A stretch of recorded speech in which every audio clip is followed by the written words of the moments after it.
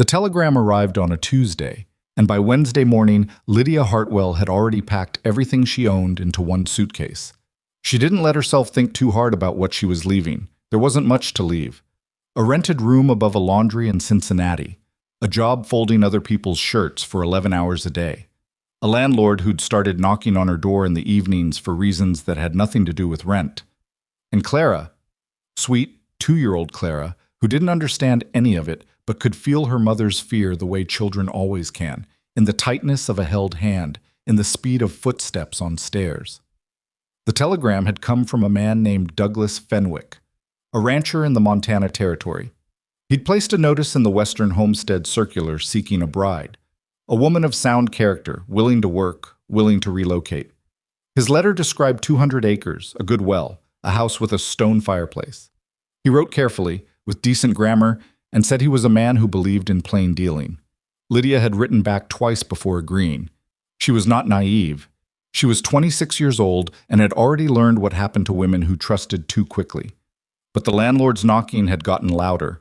Clara had started waking in the night from sounds in the hallway, and Lydia was running out of options the way a lamp runs out of oil, slowly, then all at once.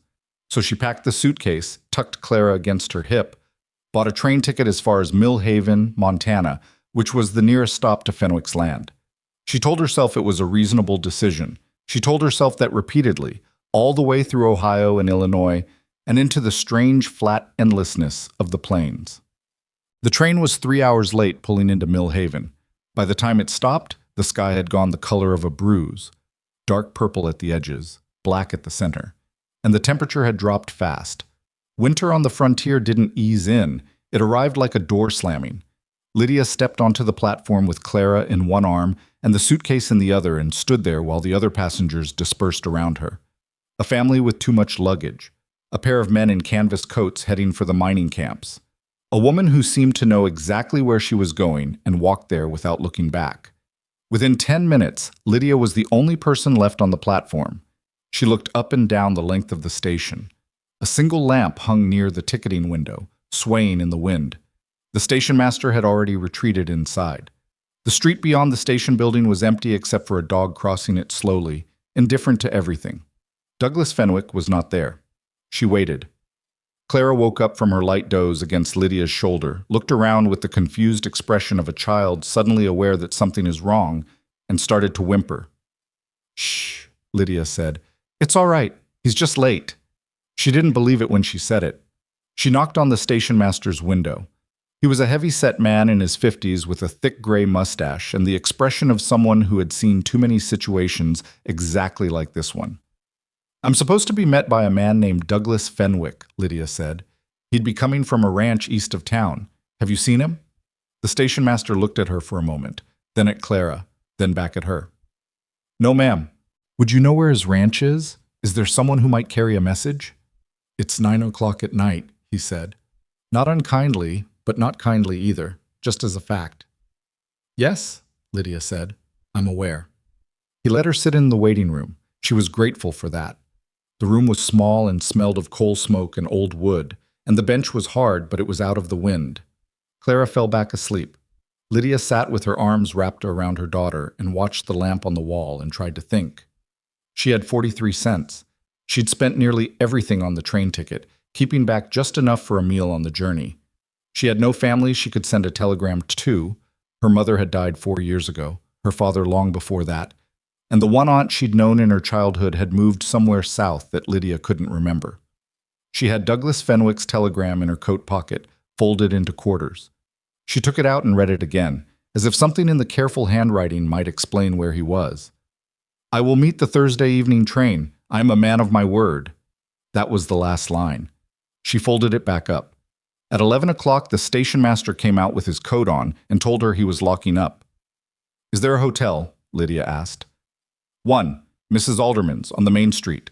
$1 a night." She had 43 cents.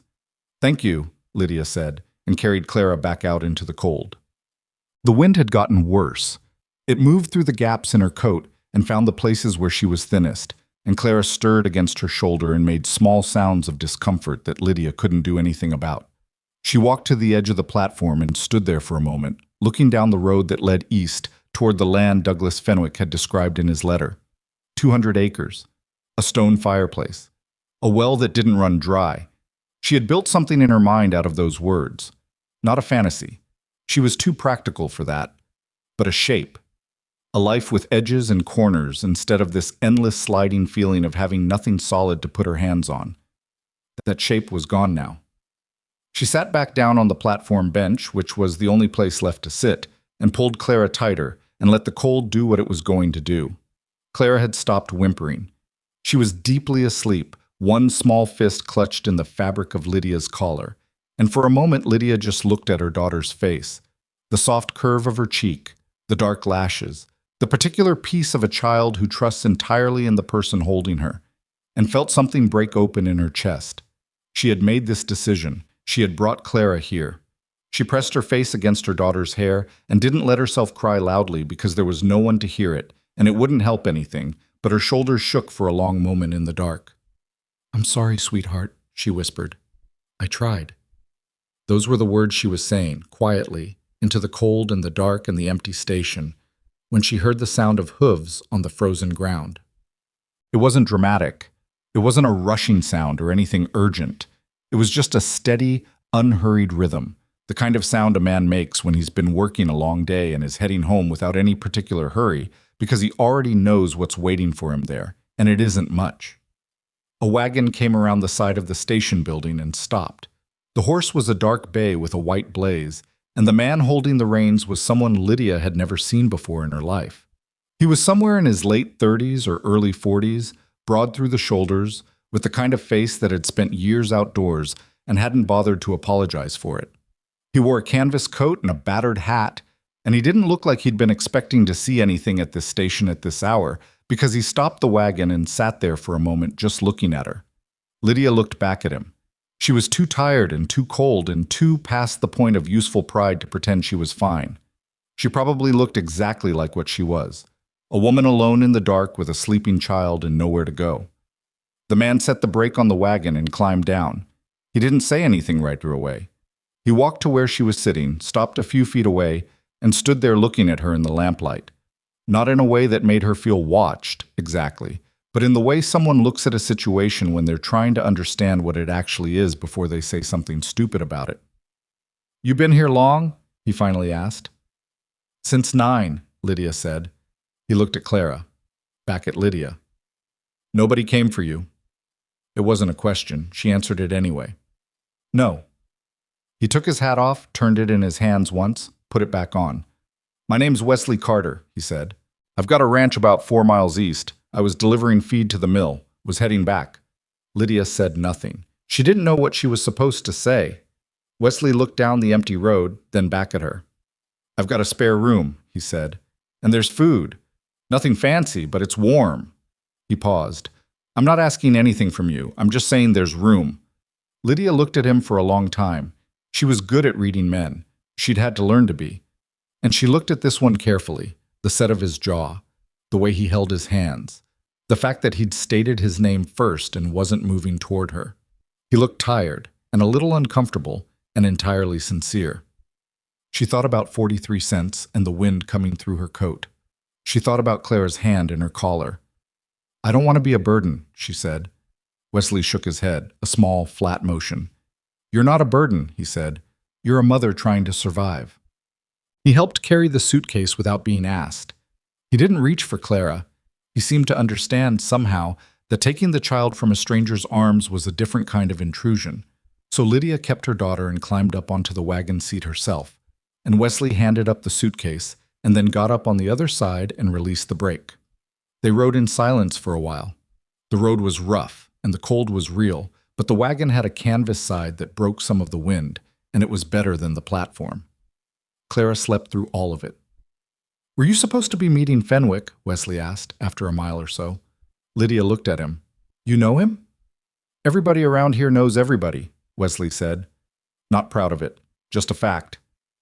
"He placed a notice," Lydia said carefully, "in a newspaper. He was looking for a wife. I answered it." Wesley was quiet. "He's gone," he said finally. "Left about 3 weeks ago. Heard he had debts. Headed south." A pause. I didn't know he'd sent for someone. Lydia absorbed this. 3 weeks ago, before she'd even bought the train ticket. Douglas Fenwick had written her a letter promising to meet her at the station, and 3 weeks before she arrived, he had already left. The telegram. I am a man of my word. She almost laughed. She pressed her lips together and looked at the dark road instead. You could have wired ahead, Wesley said. I know that, Lydia said. I should have. She paused. I suppose I thought that if I gave myself time to think about it, I'd talk myself out of going, and I couldn't afford to stay where I was. Wesley didn't ask why. She was grateful for that. They rode another half-mile before he spoke again. Well, he said, you're here now. What? The ranch came into view as a set of dark shapes against the slightly lighter dark of the sky. The farmhouse, the barn, the fence lines. A light burned in one window. Not much, but it was something. Wesley brought the wagon to a stop and helped Lydia down, and she followed him inside with Clara still against her shoulder, and the warmth of the house hit her like a wall. It wasn't a fancy house. It was a working house, the kind where everything had a purpose and nothing was decorative. A cast-iron stove in the corner, a rough table with 2 chairs, a shelf with a few cans and a bag of flour, a fireplace against the far wall with a low fire burning. The floor was swept but uneven, and one of the windows had a crack in it stuffed with a rag. But it was warm, and there was no wind. Wesley put a pot of beans on the stove. He didn't fuss over it or make a production of it, just put it on like it was what you did when you had people in the house who hadn't eaten. Lydia sat at the table with Clara in her lap, and after a few minutes, Clara woke up and looked around with wide, uncertain eyes. It's all right, Lydia told her quietly. We're inside. Clara looked at Wesley, who was standing at the stove with his back to them. Then she looked at the fireplace. Then she leaned her head back against Lydia's chest and seemed to decide that this was acceptable. They ate. Clara ate 3 spoonfuls of beans and then fell asleep again, and Wesley found a blanket and showed Lydia the spare room, small, with a narrow cot and a single window, and she laid her daughter down and stood in the doorway for a moment just watching her breathe. When she came back to the main room, Wesley was sitting at the table with a cup of something hot. He pushed a second cup toward the other chair. Lydia sat down. Thank you, she said. He nodded. They sat in silence for a moment. Outside, the wind moved through the eaves and found no way in. I'll figure out something in the morning, Lydia said. I don't intend to impose on you. I just need to... She stopped because she wasn't sure how to finish the sentence. She needed to figure out what came next. She needed a plan that didn't exist yet. There's no hurry, Wesley said. You don't know me. No. That doesn't concern you? He thought about it, actually seemed to think about it, which she hadn't expected. People in need aren't usually a threat, he said, and the ones that are... You get a sense. He looked at her levelly. I don't get that sense from you. Lydia looked at him. At the steadiness in his face, the absence of performance. He wasn't trying to seem trustworthy. He just was, or he wasn't, and he seemed to understand that she'd have to decide that for herself. I'm not fragile, she said. It came out a little sharp. I can see that, Wesley said. She didn't sleep well. That was the honest truth of it. The cot was better than the platform bench, and the room was warm, and Clara slept soundly beside her. But Lydia lay in the dark and went over the past 24 hours with the relentless attention of a woman who couldn't turn her mind off. She had come here for a life that didn't exist. She was in a stranger's house with 43 cents and a 2-year-old and a suitcase that had everything she owned in it. She was 4 miles from a town where she knew no one and had no prospects. She thought about the landlord's knock. She thought about the laundry in Cincinnati. She thought about her mother's hands, which had been red and cracked from other people's washing until the day she died. She thought, I am not going to let this be the end of it. It was not a feeling of confidence. It was more like stubbornness, the kind that lives deep in the bone and doesn't have anything to do with optimism. She had gotten here. She had kept Clara fed and warm and moving. She had done that on 43 cents and a telegram and sheer refusal. She would figure out what came next. In the morning, when Clara woke with the dawn and started pulling at Lydia's hair, Lydia got up before Wesley was awake and started the stove. Found the coffee. Found a pan. By the time Wesley came out of his room, there was coffee made and eggs on the stove. She'd found the hen house through the kitchen window and gone out quietly while Clara played with a wooden spoon on the floor. Wesley stopped in the doorway and looked at the eggs, looked at Clara, looked at Lydia. "You didn't have to do that," he said. "I know," she said. "Sit down." He sat. They ate breakfast at the rough table while Clara pulled herself up on the chair legs and made observations in the serious, half-formed language of a 2-year-old. And something about the morning light coming through the cracked window and the smell of coffee and the sound of a child talking to herself made the room feel, briefly, like something other than what it was. Wesley watched Clara point at the fireplace and announce something urgent about it. "She talk a lot?" he asked. "Constantly," Lydia said. "I don't know where she gets it." Something almost like a smile crossed his face. Not quite, but almost. After breakfast, Lydia cleaned the kitchen. Not because she felt she owed it, but because her hands needed something to do while she thought. She wiped down the table and scrubbed the pan and found a torn curtain near the window and mended it while Clara napped, using a needle and thread from her suitcase. Wesley came back from the barn in the early afternoon and stopped when he saw the curtain. "You sew?" he said. "Enough," Lydia said. He looked around the kitchen at the things she'd cleaned and straightened. "You don't have to. I'm not doing it because I have to," Lydia said. She set down the curtain and looked at him. "I need to be useful.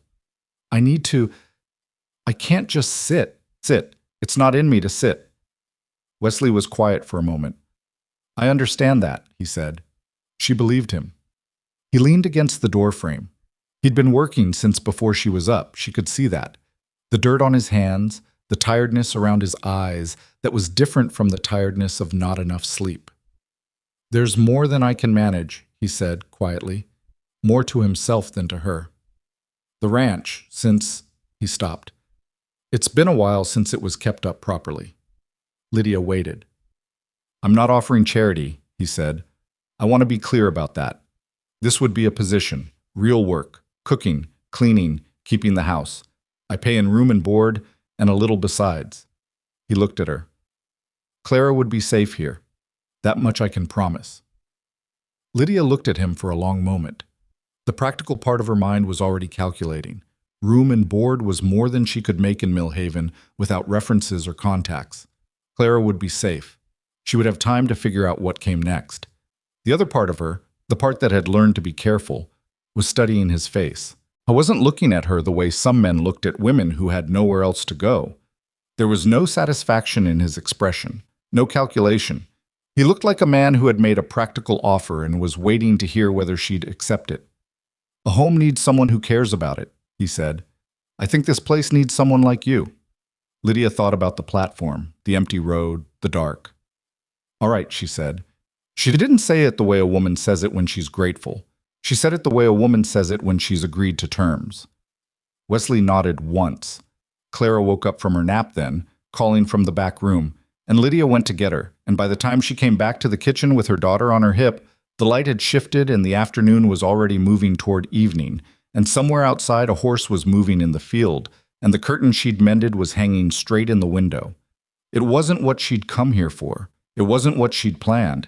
It wasn't safe in the way that certainty is safe. But it was something. And for the first time since the train pulled away from that platform, Lydia Hartwell allowed herself to believe that something might be enough to build on. The first week was awkward in the way that sharing space with a stranger always is. Not hostile, just full of small negotiations that nobody named out loud. Wesley was up before dawn every morning. Lydia could hear him through the thin wall between her room and the main house. The scrape of boots on the floor, the metallic click of the stove door, the sound of water poured into the coffee pot. He moved quietly, like a man who had spent years being careful not to disturb anyone and had kept doing it even after there was no one left to disturb. That detail settled somewhere in Lydia's chest and stayed there. She started getting up earlier, not because he'd asked her to, but because lying in the dark listening to someone else start the day felt wrong to her in some deep practical way. She had accepted a position. That meant something. By the fourth morning, she was already at the stove when he came out, and he stopped in the doorway with a look of brief, genuine surprise that he smoothed over quickly. "You don't have to beat me to it," he said. "I know," Lydia said. "Coffee's ready." He sat down. Clara was still asleep, which gave them 20 minutes of quiet, the kind of quiet that can be comfortable or unbearable depending on the people sharing it. With Wesley, Lydia was surprised to find it was mostly comfortable. He didn't fill silence to prove he was sociable. He drank his coffee and looked at what needed doing that day. And she ate and thought about her own list, and neither of them performed at each other. It was, she realized, the first time in years she'd sat with someone in the morning without bracing for something. The ranch was larger than it had looked in the dark. In daylight, coming outside after breakfast to hang washing on the line, Lydia could see the full extent of it, the main pasture running south toward a creek she could hear but couldn't see, the fenced paddock where Wesley kept 3 working horses, the barn with its sagging east wall, the chicken yard, and beyond all of that, the land just continuing, brown and gray and enormous, with the mountains sitting on the horizon like something that had always been there and always would be. She'd grown up in cities. Not big ones, Cincinnati wasn't New York, but places where the view from any window was another building, another wall, another limit to how far you could see. This was different. This much open space made her feel, in turn, free and then exposed, sometimes within minutes of each other. Clara had no such ambivalence. She took one look at the pasture on their 3rd morning there and declared her intentions by walking directly toward it on her unsteady 2-year-old legs. "Clara, stop!" Lydia caught her by the back of her coat. Clara looked at the field, looked at her mother, made her feelings clear. "You can't just walk into a field," Lydia told her. "There's horses in there." "Hoss," Clara said, with the gravity of someone reporting important news. "Yes. Horses. Big ones. That can step on you." Clara seemed to consider this. "Hoss," she repeated with exactly the same tone, which meant she had heard the information and filed it somewhere irrelevant. Wesley was coming out of the barn and had caught the end of this exchange. He stopped at the fence and looked at Clara. "She can come look at them," he said, "long as she doesn't go in the gate." Lydia hesitated. "They're gentle," Wesley said. "Working horses, not green ones. They've been around kids."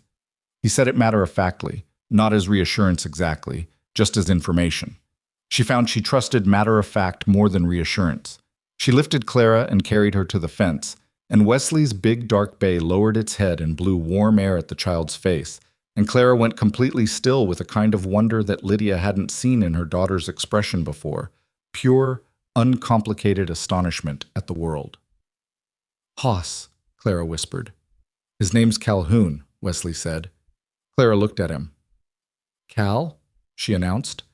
Something moved in Wesley's expression. Not a smile exactly, but something had shifted and then been put back deliberately, like a door opened and quietly closed. "Cal," he agreed. By the end of the 2nd week, Lydia had learned the shape of Wesley's silences. There was the working silence, focused and specific, the kind he wore when he was repairing something or calculating what the day needed. There was the tired silence, which came in the evenings after he'd been out all day and sat heavy on him like weather. And there was the other kind. The silence that arrived without warning when something small happened.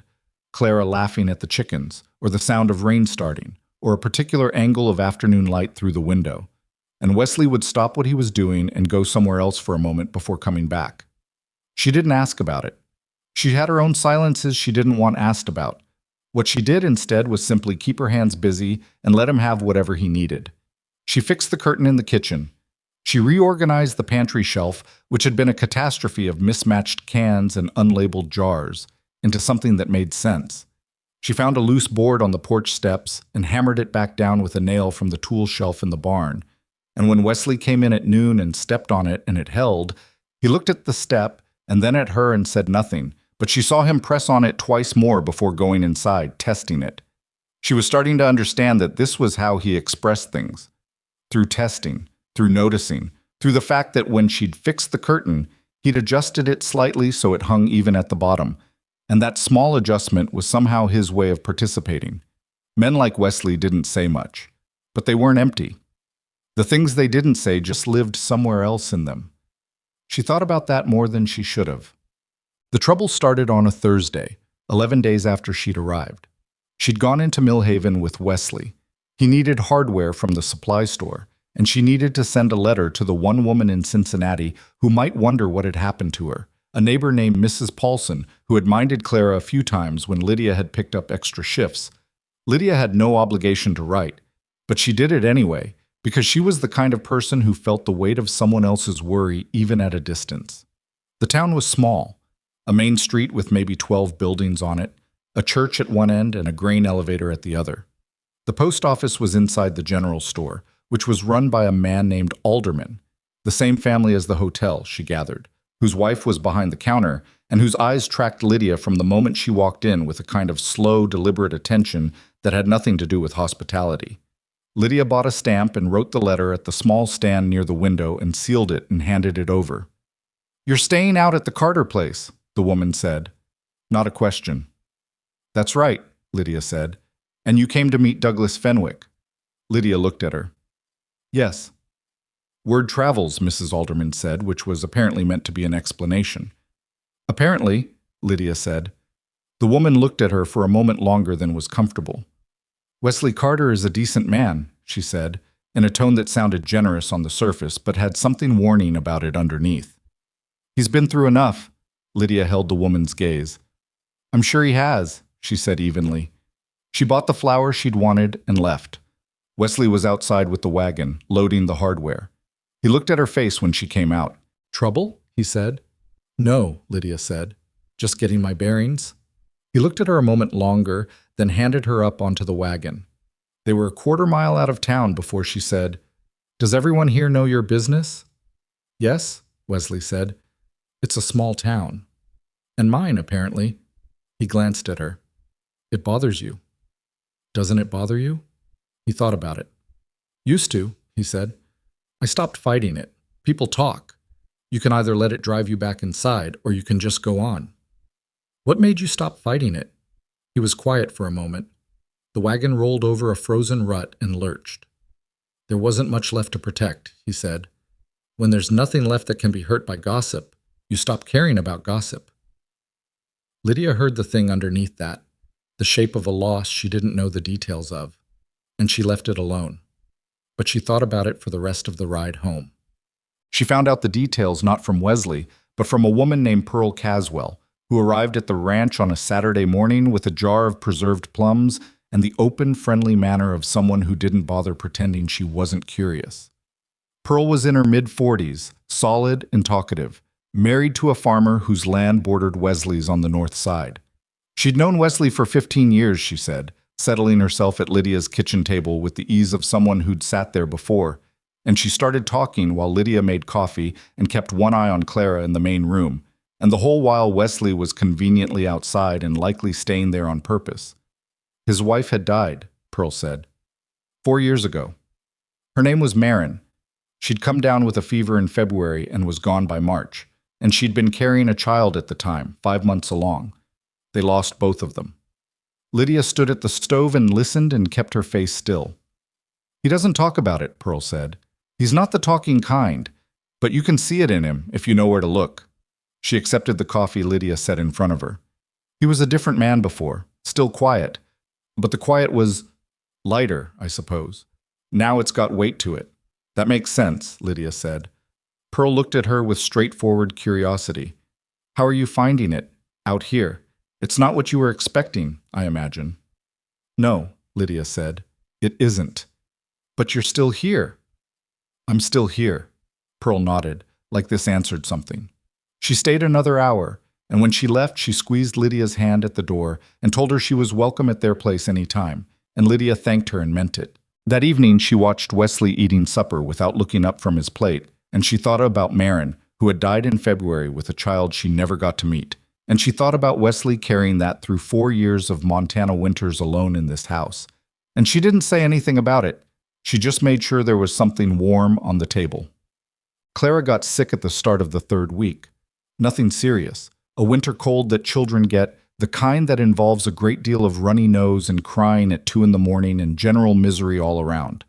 But it kept Lydia inside, which meant the outside work piled up. And on the 2nd day of it, she came out of the bedroom after getting Clara back to sleep at noon and found Wesley already at the stove, making soup. She stopped in the doorway. "You don't have to do that," she said. "I know how to make soup," Wesley said. "That's not what I meant." "I know what you meant." He didn't turn around. He was cutting something, an onion from the sound of it. "You've been up since before 4. Go sit down." Lydia almost argued. She was built for arguing and for not needing help, and for making sure everyone around her could see that she was managing fine, thank you very much. These were habits she'd developed over years of managing alone, and they sat deep. But she was so tired. She sat down at the table. Wesley put a bowl of soup in front of her 15 minutes later, and then took a second bowl down the hall to Clara, and Lydia could hear him in there, his low, unhurried voice, not making a fuss, just talking to the child the way you talk to someone who doesn't feel well, quiet and steady. She couldn't hear the words, just the tone. Clara stopped crying. Lydia ate her soup and didn't look up from the bowl. Well, when she finally did ask, because she was a person who couldn't leave things entirely alone, even when she knew she should, it came out sideways, the way things do when you've been sitting on them too long. She was mending one of Wesley's work shirts a Thursday evening, and he was at the table going over some papers, accounts of some kind, numbers she didn't ask about, and it had been quiet for a while in the comfortable way. And then she said, "Pearl Caswell came by last Saturday." Wesley didn't look up. "I know. She told me about Marin." A pause, very brief. Then he turned one of the papers over. "Pearl talks." "She does," Lydia agreed. "She meant well by it, I think." "She always means well." He set down his pencil. He was quiet for a moment, looking at the table, not at her. "What did she tell you?" "That your wife died, that you lost the baby too." He nodded once, slowly. "I'm sorry," Lydia said. She said it plainly, without embellishment, because she had found over years that plain sorrow was more useful than dressed-up sympathy. "It was 4 years ago," Wesley said. "That doesn't make it smaller." He looked at her then. It was the first time she'd felt, in the weeks she'd been there, that he was really looking at her. Not at the situation or the arrangement or the practical fact of her presence, but at her specifically. "No," he said, "it doesn't." They sat there a moment. "I had a husband," Lydia said. She hadn't planned to say it, but it seemed like the room required it, like they'd opened something and it should go both ways. "Clara's father. We weren't married long. He left when she was 6 months old." Wesley said nothing, but he was still looking at her. "He wasn't a bad man," Lydia said. "He just wasn't ready for any of it. For me, for her, for the weight of it. One morning he was there, and by that evening he wasn't." She turned the shirt in her hands. "I spent about 2 weeks being angry, and then I had to stop because being angry didn't keep us fed." "What did you do?" "What women do," Lydia said. "I worked. I kept going. I found a way." Wesley picked up his pencil but didn't write anything. "You're good at that," he said finally. "At what?" "Finding a way." Lydia looked at the shirt, at the mend she was making, which was not elegant but would hold. "I don't know if it's a skill or just stubbornness," she said. "Doesn't matter which," Wesley said. "It amounts to the same thing." There was a man who came to the ranch in the 4th week, and he was the first real trouble. His name was Garrett Holt, and he came on a Wednesday morning when Wesley was out in the north field mending fence. Lydia was in the yard hanging laundry. Clara was sitting in a wooden crate nearby, which was her preferred location when Lydia was outside, because from it she could see everything and deliver her ongoing commentary on the world. And she heard a horse coming up the road and turned to look. The rider was somewhere between 40 and 50, heavy-set, with a thick dark mustache and the kind of clothes that were slightly better than the land required, which meant he was trying to make a point about himself. He rode like someone who expected to be looked at. He pulled up at the edge of the yard. "Morning," he said, looking at Lydia with the specific kind of smile that men deploy when they've already decided a woman is below them and want her to know it while seeming friendly. "This the Carter place?" "It is," Lydia said. She didn't move toward him, didn't stop what she was doing, just turned enough to face him. "Wesley's out in the north field." "I know where Wesley is," the man said. "Saw him when I rode in." He dismounted without being invited to, tied the horse to the fence post, and came a few steps into the yard. "I'm Garrett Holt. I own the Holt spread about 10 miles east." "All right," Lydia said. "And you're the woman he's got working here?" Not a question. "I work here, yes." Holt looked around the yard, at the laundry she was hanging, at the repaired porch step, at Clara in her crate. "Fenwick's woman," he said. A little smile. Something tightened in Lydia's chest, but she kept her expression neutral. I'm nobody's woman, Mr. Holt. I came to meet Douglas Fenwick, who was already gone. I'm here now. Hmm? Holt rocked back slightly on his heels. Wesley taken on charity cases now? Lydia set down the shirt she was holding and looked at him directly. I work for my room and board, she said. Same as any hired hand. If that's what you came to discuss, you can have the conversation with Wesley. He'll be back in an hour. Holt's smile didn't change. If anything, it got slightly fixed, the way smiles do when they're covering something less pleasant. I'll wait, he said. He helped himself to the porch steps and sat down, which meant he was sitting on the step she'd fixed, and she was not going to mention that, but she noted it.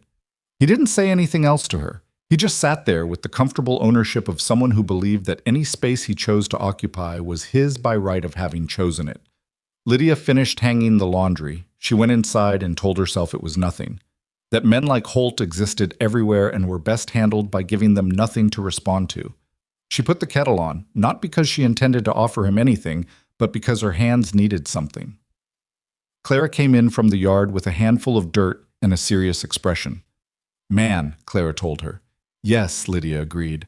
I know. No like, Clara said.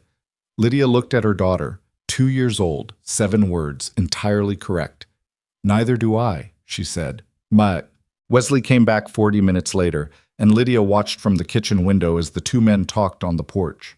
She couldn't hear the words. She could read the body language. Holt talking too much, gesturing toward the east, toward the land. Wesley standing with his arms at his sides, not crossing them, not leaning back.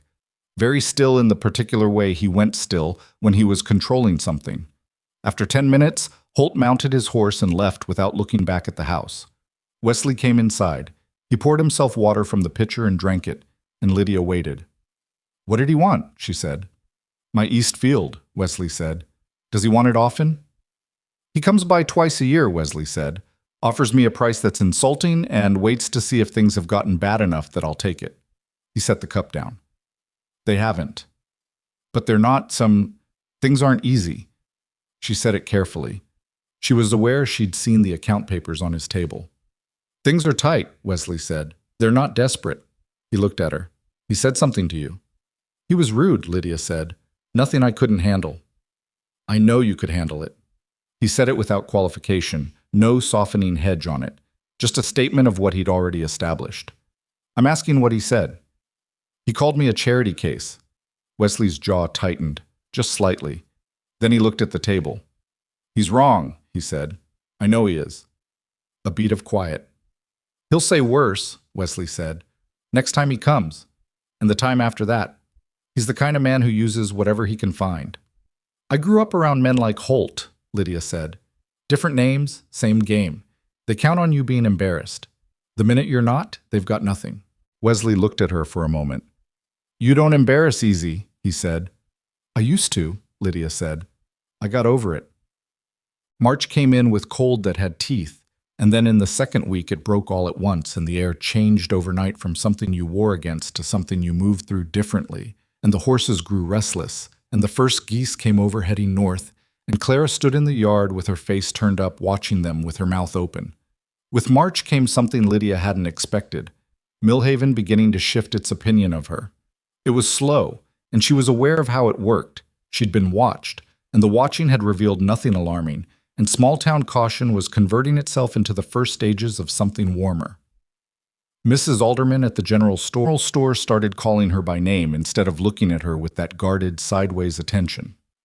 Pearl Caswell brought her family by one Sunday afternoon, and her husband, a quiet, thick-armed man named John, shook Lydia's hand and told her they were glad the ranch had someone looking after it.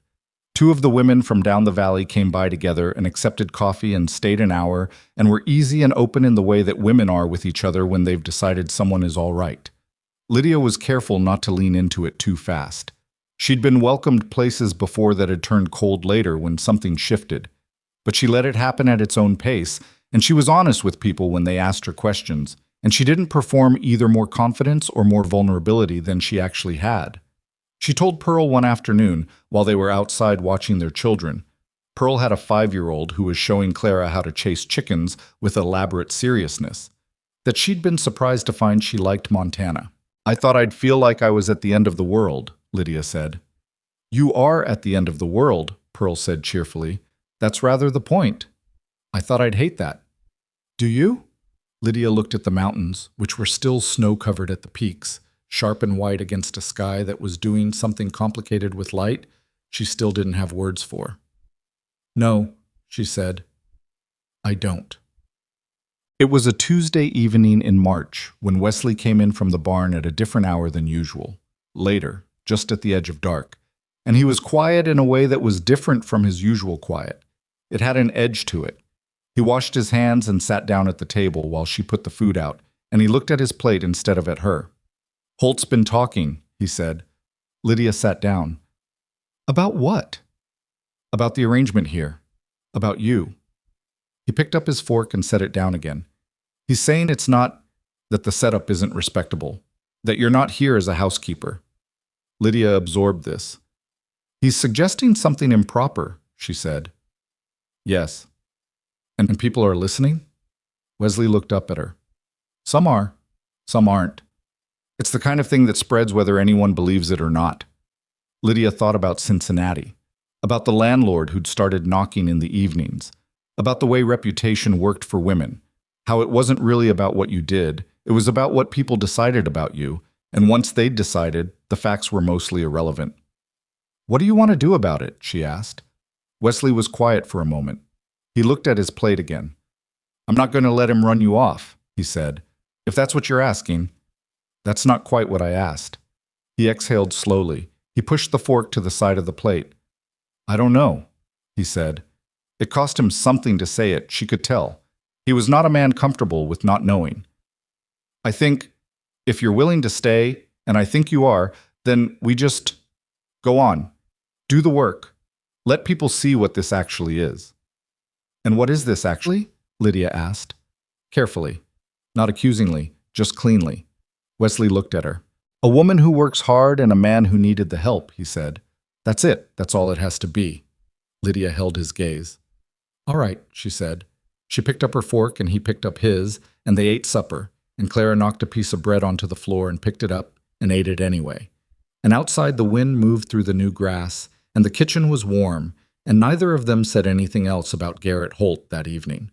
But Lydia thought, while she was washing the dishes in the quiet after Clara went to bed and Wesley was somewhere outside checking the barn one last time, that a woman who works hard and a man who needed the help was the most honest description of something she'd heard in a long time. And she thought, scrubbing the pan, that honest was a thing she hadn't had enough of in her life. Not from men, not from circumstances, not from the world in general. The pan came clean. She dried it and hung it back on its hook. Outside, she heard Wesley's boots on the porch steps, the steps she'd fixed that still held, and then the door opening, and then the sound of him hanging up his coat. "Going to be cold again tonight," he said. "I'll bank the stove," she said. "I already did." She turned around. He was standing there looking at her with the careful, level expression she was starting to know, the one that meant something was there that he wasn't certain he should say. "I'm glad you stayed," he said. Then, as if this needed clarification, "On the ranch. I mean, you could have gone. After Holt. Some women would have." "I'm not some women," Lydia said. "No," Wesley said. "You're not." He went down the hall to his room. She stood at the sink for another moment, not doing anything in particular, just standing there in the warm kitchen while the stove banked and the wind moved outside, and she let herself feel, very briefly, the particular and unfamiliar sensation of being somewhere she hadn't been talked out of yet. Clara made a sound in her sleep in the back room. Just a small shift of breath. A child, completely at rest. Lydia dried her hands and went to check on her, and she was fine, curled on her side, one hand open beside her face. And Lydia pulled the blanket up an inch and stood there in the dark for a moment before going to her own bed. She fell asleep faster than she had in weeks. Spring came to the valley, the way it always does on the frontier. Not gently, not all at once, but in a series of arguments with winter that winter kept almost winning. One morning the air would smell like thaw and new mud and something green underneath everything, And then by afternoon, the temperature would drop 20 degrees and the sky would go the color of iron, and everyone who'd been fooled before would remember that March was not to be trusted. Lydia had been at the Carter Ranch for 2 months by the time April arrived with something like conviction. And in those 2 months, she had learned the particular rhythms of the place the way you learn a piece of music. Not by studying it, but by hearing it often enough that it lives in you without effort. She knew which board in the hallway creaked at 2 in the morning when Wesley got up to check the horses because something had startled them. She knew that Calhoun, the dark bay, would press his nose against the fence if you came out before 6 because he expected a handful of oats and considered it a contractual arrangement. She knew that Wesley ate everything she put in front of him without comment, but left the last spoonful in the bowl every time, without exception, and she had no idea why and had decided not to ask. She knew that Clara had become, in the specific vocabulary of a not-quite 3-year-old, attached to Wesley Carter in a way that had no strategy behind it, and no awareness of its own significance. Children attached to things honestly, without calculation.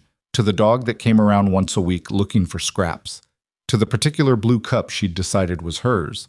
To the man who had started, sometime in late February, lifting her up to see the horses over the fence rail because she was not quite tall enough on her own. Wesley had not made a production of this. He'd just done it. And Clara, who forgot nothing, had started going to find him in the mornings to report whatever had occurred to her overnight, which was usually something about Cal or the chickens or a dream she'd had, conveyed in a mixture of words and gestures and absolute confidence that he would understand and care. Lydia watched this from the kitchen window more than she admitted to herself. The letter arrived on a Wednesday. She almost missed it. She'd gone into Millhaven with Pearl Caswell, who had a wagon and an errand at the dry goods store, and had offered the company because Pearl was someone who preferred company as a general principle. Lydia had stopped at the post office window mostly out of habit, not expecting anything, because no one knew she was here except Mrs. Paulson back in Cincinnati, who had written once already with a brief and warm letter saying she was glad Lydia was safe and that she was praying for her, which Lydia had read twice and kept folded in her coat pocket. But this letter was not from Mrs. Paulson. The handwriting on the envelope was one she recognized with a jolt that went through her chest like cold water. She stood at the post office window and looked at it for a moment without taking it. "Ma'am?" the clerk said. She took it. She didn't open it in the store.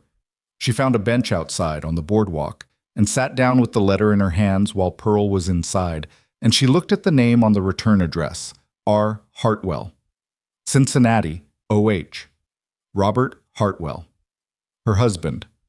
Clara's father. The man who had walked out of their apartment on a Tuesday evening 4 years ago with his coat and his hat and a bag. She hadn't known he'd packed and had not come back. She opened it. It was 3 paragraphs. She read them twice, slowly, and then she folded the letter and put it back in the envelope and sat on the bench and looked at the street. The horses tied at the rail, a boy pushing a cart, the gray sky pressing down on the mountains, and made herself breathe evenly. He'd found her through Mrs. Paulson. I was in Cincinnati still. He wanted, he said, to make things right. He'd been thinking. He understood he'd done wrong. He missed Clara. He was a different man now, he said, and he wanted to know if there was any chance. Pearl came out of the store with a package under her arm and stopped when she saw Lydia's face. What happened? Nothing, Lydia said. Just a letter. Pearl looked at her. It's from my husband, Lydia said. Pearl sat down beside her without being asked. I thought there wasn't a husband, she said carefully. There is, Lydia said. Technically. We never... It just stopped. He left and I went on and I never formally... She stopped. We're still married. Pearl was quiet for a moment. What does he want? To try again, apparently. Another silence. What do you want? Pearl asked. Lydia looked at the mountains. I don't know yet, she said. Want. She didn't tell Wesley that night. She told herself it was because there was nothing to tell yet. She hadn't decided anything, hadn't responded. The letter was just a letter. But she was honest enough with herself, lying awake later in the dark, to admit that the real reason was more complicated. The Carter Ranch had become something she didn't have a word for. Not home, exactly. That felt like too much, like claiming something she hadn't been given. But something adjacent to home, something she had built herself into without quite noticing, and the letter from Robert made her feel the fragility of that, the way you only feel how warm a room is when someone opens the outside door. She read the letter again the next morning while Clara was still asleep, sitting at the kitchen table in the early light before Wesley was up. 3 paragraphs. She was a different man now. He missed Clara. She thought about Clara, 2 years old, asleep in the back room. Clara didn't know her father. She'd been 6 months old when he left, and she had no memory of him and had never asked about him because she'd never known there was someone to ask about. She thought about what it meant for a child to have a father. She thought about what it meant for that father to be Robert, specifically, who had packed a bag on a Tuesday without saying a word and walked out on a 6-month-old and a wife who'd been up every night for a week with the baby and working 12-hour shifts to cover the rent he hadn't paid. She folded the letter and put it back in her coat. The morning she'd decided to say nothing to Wesley became the afternoon he could see something was wrong. He was not demonstrative, he did not press. But he noticed things. She'd come to understand that about him, the way his attention worked, quiet and thorough. And he noticed that she was elsewhere in a way she hadn't been before, even in the early uncertain days of February. He didn't say anything at dinner. But afterward, when she was at the sink and Clara was in the main room talking to a wooden horse Wesley had carved for her sometime in March, he came and stood nearby with the particular stillness that meant he was deciding whether to speak. "You don't have to tell me," he said, "but something's off." Lydia dried a cup. "I got a letter," she said, "from my husband." She heard him go very quiet behind her. "He wants to come back," she said, "or for me to come back. He wasn't entirely specific." She set the cup down. "He says he's different." "They say that," Wesley said. She turned around. His expression was controlled, but not entirely. There was something in it she hadn't seen before, a tension around the jaw, a stillness in his eyes that was working at something. "He left you," Wesley said, "with an infant." "Yes. And now he's found you." "He found me through someone I trusted," Lydia said. "I wrote to Mrs. Paulson when we arrived. I should have thought about that." "This isn't your fault." "I know it isn't my fault. I'm just saying I didn't think—" She stopped. "He wants to see Clara." Wesley looked at the door to the main room, where Clara's voice was audible, narrating something about the wooden horse with focused intensity. He looked back at Lydia. "What do you want?" he said. "Everyone keeps asking me that," she said, a little sharply. "Because the answer matters," Wesley said. "Just that. No apology for the directness." Lydia looked at the dish she was holding. A plain blue plate, chipped at the rim, one of 6. "I don't want to upend Clara's life for a man who might leave again," she said. "I don't want to go back to Cincinnati. I don't—" She put the plate down. "I don't want to leave." The last sentence was quieter than she intended, more honest. Wesley said nothing. But something shifted in the room, not dramatically, not the way things shift in stories, but the way they shift in real life, which is more like a slight change in temperature than anything you could name. "Then don't," he said. "It's not that simple," Lydia said. "He's her father, and we're still legally—" "I know," Wesley said. "I know it's not simple." "He'll come here," she said. "If I don't respond, he'll come here. Men like Robert don't stop when they've made up their minds. Not because they love you, because they don't like being left." Wesley looked at her steadily. "Let him come," he said. "This is your home." The word landed on her like something physical. She looked at him. "You called it my home," she said. "That's what it is," Wesley said. "What?" Garrett Holt came back before Robert Hartwell did. He came on a Thursday morning, which was apparently his preferred day for arriving uninvited, and this time he did not bother with the pretense of wanting to buy land. He came straight to the point, which Lydia would have almost respected if the point hadn't been what it was. Wesley was in the barn. Lydia was in the yard with Clara when Holt rode up, and this time he brought someone with him. A man she didn't know, younger, with a narrow face and the watchful eyes of someone hired to listen and remember. "Morning," Holt said, in the same pleasant surface tone he always used. "Mrs.—" He paused with theatrical uncertainty. "What do we call you exactly? Hartwell? Fenwick? Carter?" "Hartwell," Lydia said. "Same as always." "Of course." He dismounted. The other man stayed on his horse. "I'll be brief. I've been talking to some people in town about the situation here." "I imagine you have," Lydia said.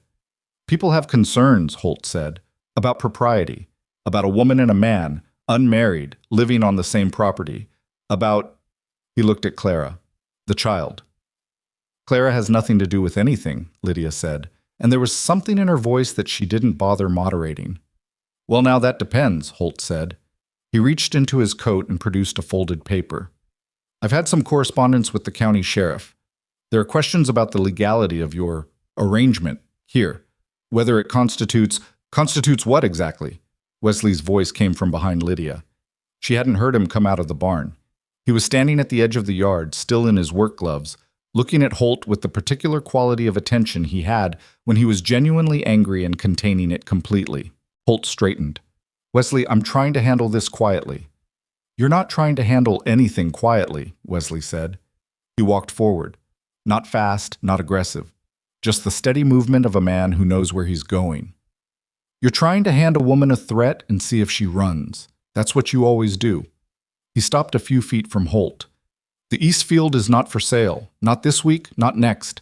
You want to send the sheriff? Send him. There's nothing here to find. Holt held his gaze for a moment.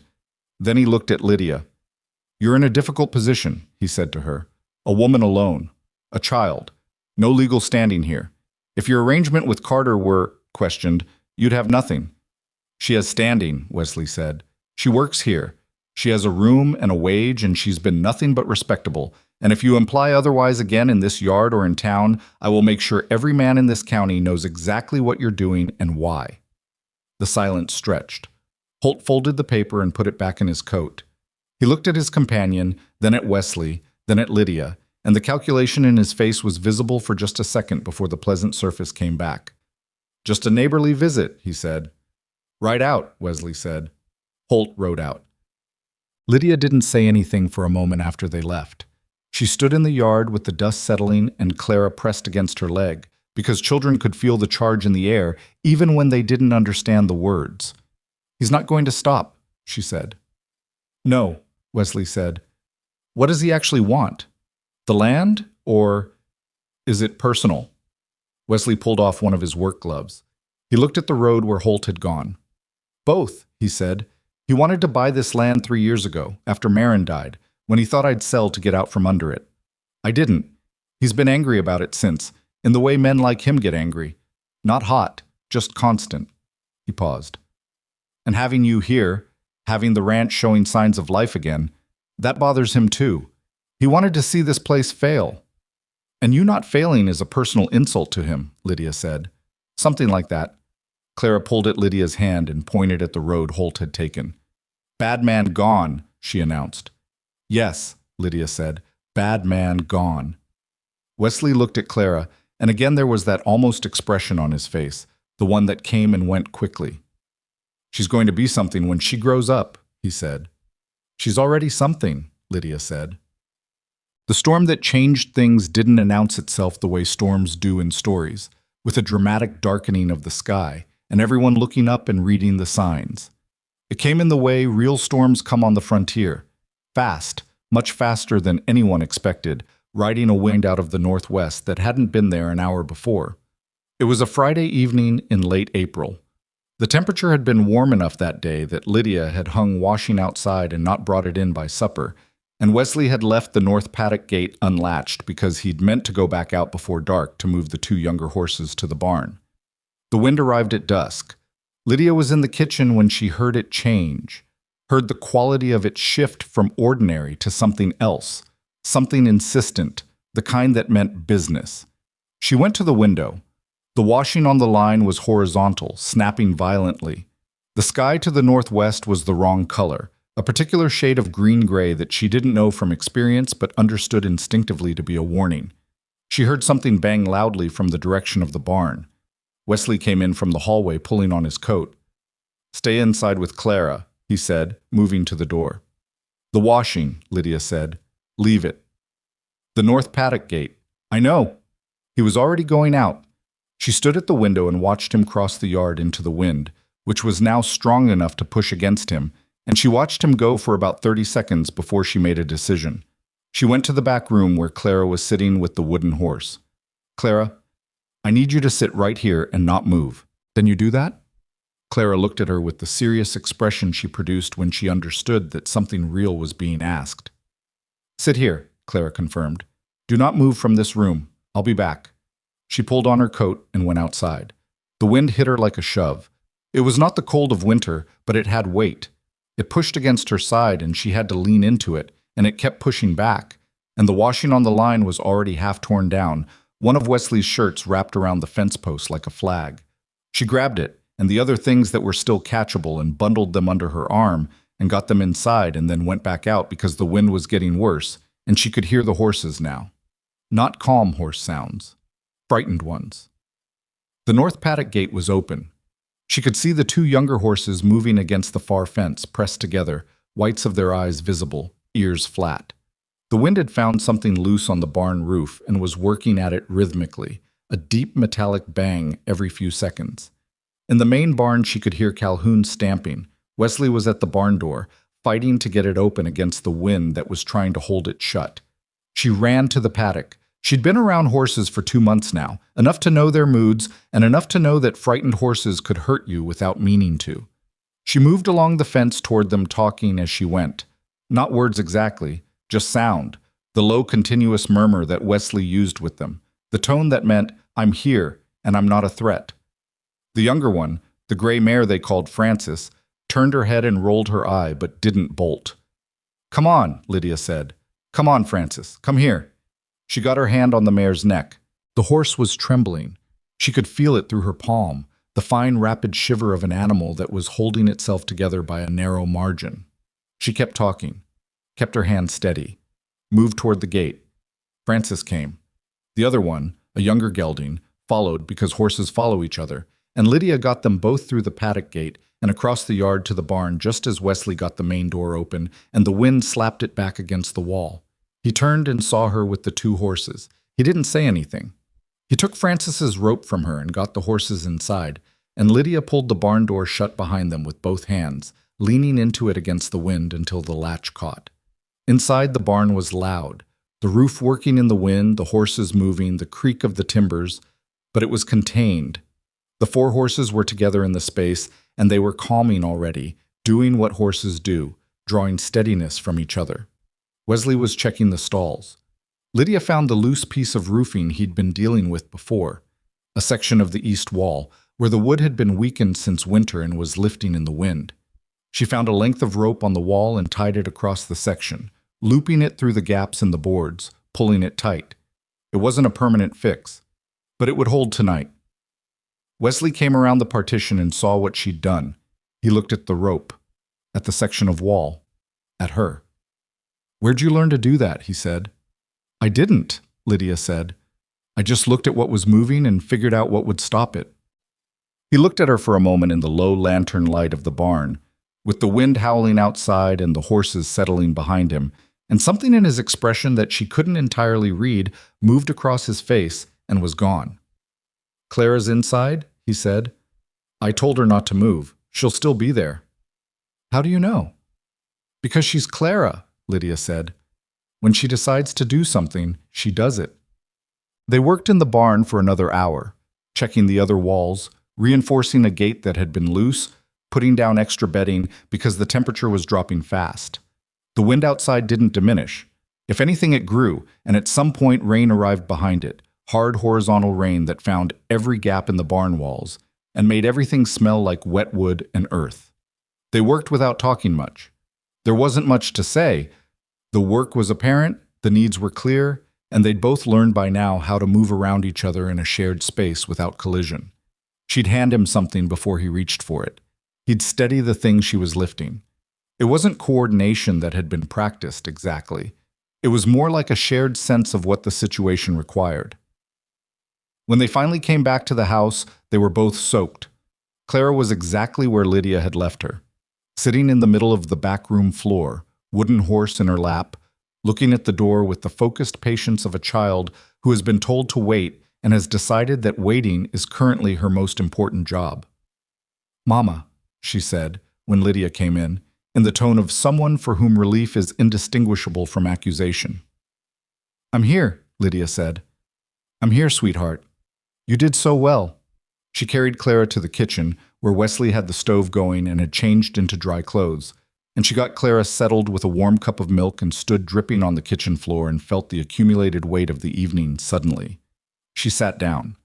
Wesley set a cup in front of her, coffee, hot, and sat down across the table, and they didn't speak for several minutes. Outside, the storm worked against the house and found nothing it could move. The stove ticked. Clara drank her milk with both hands on the cup, examining it with the seriousness of a scientist. The east wall of the barn's been going since winter, Wesley said. I kept putting it off. It held tonight, Lydia said. Your rope held it. For now. Tomorrow I'll fix it properly. He wrapped his hands around his own cup. The horses could have gone into the next county if you hadn't gotten them in. They were scared, Lydia said. They just needed someone to tell them where to go. Wesley looked at her. That's not nothing, he said. Going out in that. Getting 2 spooked horses into a barn. Not everyone would do that. You needed help, Lydia said simply. He was quiet for a moment. I'm not used to that, he said. Having someone. Lydia looked at her coffee. Neither am I, she said. Clara set down her cup with a small, precise thump. All done, she announced. Yes, Wesley said. All done. Sick. The storm blew through by morning, leaving behind the particular clarity that comes after weather, a washed sky, every edge sharp, the mountains showing their snow line with unusual precision. The barn had held. The rope had held. The east wall would need real work, but it was standing. Wesley was out before dawn to check the animals, as always. Lydia started the stove and made coffee and stood at the kitchen window looking at the clean morning, and she was thinking about the letter from Robert still folded in her coat pocket, and she was thinking about what Wesley had said. This is your home. And she was trying to understand what it meant that both of those things were true at once, that Robert existed and his letter existed, and also that this house and this ranch and this man who kept her coffee warm without being asked were real and present. She heard Wesley come up the porch steps. She heard him stop. She turned. He was standing in the doorway, not quite inside, and his expression was the kind that you wear when you've seen something outside that you're deciding how to present. There's a man at the gate, he said. Came in on the early stage from what I can tell. He's asking for you. Lydia looked at him. She already knew. She could feel it the way you feel certain things before you know them, in the specific weight of her own breath. What does he look like? She said. Tall, dark coat. Looks like he's been traveling. Wesley paused. He said your name. Lydia Hartwell. The kitchen was warm. Clara was still asleep in the back room. The coffee was made and the morning was clear and the east wall of the barn would need fixing today. Lydia set down her cup. That's my husband, she said. Something went through Wesley's face. Not jealousy, nothing so simple. More like the expression of a man watching something arrive that he'd known was coming and had hoped to be more ready for. Do you want me to? He started. No, Lydia said. I'll go. She put on her coat. She felt the letter in the pocket against her fingers. She thought about the platform in November. The cold, the dark. The moment she'd stopped believing anything would come. She thought about the woman she'd been on that platform. She thought about the woman who'd gotten 2 spooked horses into a barn in a storm by herself because there was no one else to do it. She went to the door. She looked back at Wesley, who was still standing with his hand on the doorframe, watching her in that level, careful way. I'm not going anywhere, she said. I just need to say something to him. Something in Wesley's face settled, just slightly. I'll be here, he said. She walked out into the clean morning air and down the porch steps. The steps she'd fixed, that still held. And across the yard toward the gate, where Robert Hartwell was standing with his hat in his hands, looking at the ranch the way men look at things they've convinced themselves they deserve. He saw her coming, and his face moved into the expression she remembered, the one that had always been half charm and half apology, as if he was sorry in advance for whatever was coming, but couldn't quite stop himself. Lydia, he said. She stopped a few feet from him. She looked at him for a long moment, at the face she'd known, at the hat turning in his hands. Robert, she said. The morning was very still. Behind her, she knew without looking, Wesley was at the doorway. She hadn't planned what she was going to say, but when she opened her mouth, she found it was already there, clear and cold and entirely her own. I got your letter, she said, and I have some things to tell you. Robert Hartwell had the kind of face that photographed well. She'd thought that even when she married him, that he looked like the kind of man a woman was supposed to want, square-jawed and dark-eyed and capable of an expression that suggested depth without necessarily containing it. Standing at the gate of the Carter ranch with his hat in his hands and the clean post-storm morning around him, he looked exactly as she remembered, and that was the first thing that unsettled her. She'd expected time to have changed him in some visible way. It hadn't. He just looked like Robert. "You look well," he said. "I am well," Lydia said. He glanced past her toward the house. His eyes moved over the yard, the barn, the fence line, and she recognized the assessment in it. The way he'd always cataloged a room when he entered it, filing things into categories of useful and not useful. "This is where you landed," he said. "This is where I live," she said. The distinction was deliberate, and he caught it. "Lydia, let me finish," she said. "I told you I had things to say, and I do. You can talk when I'm done."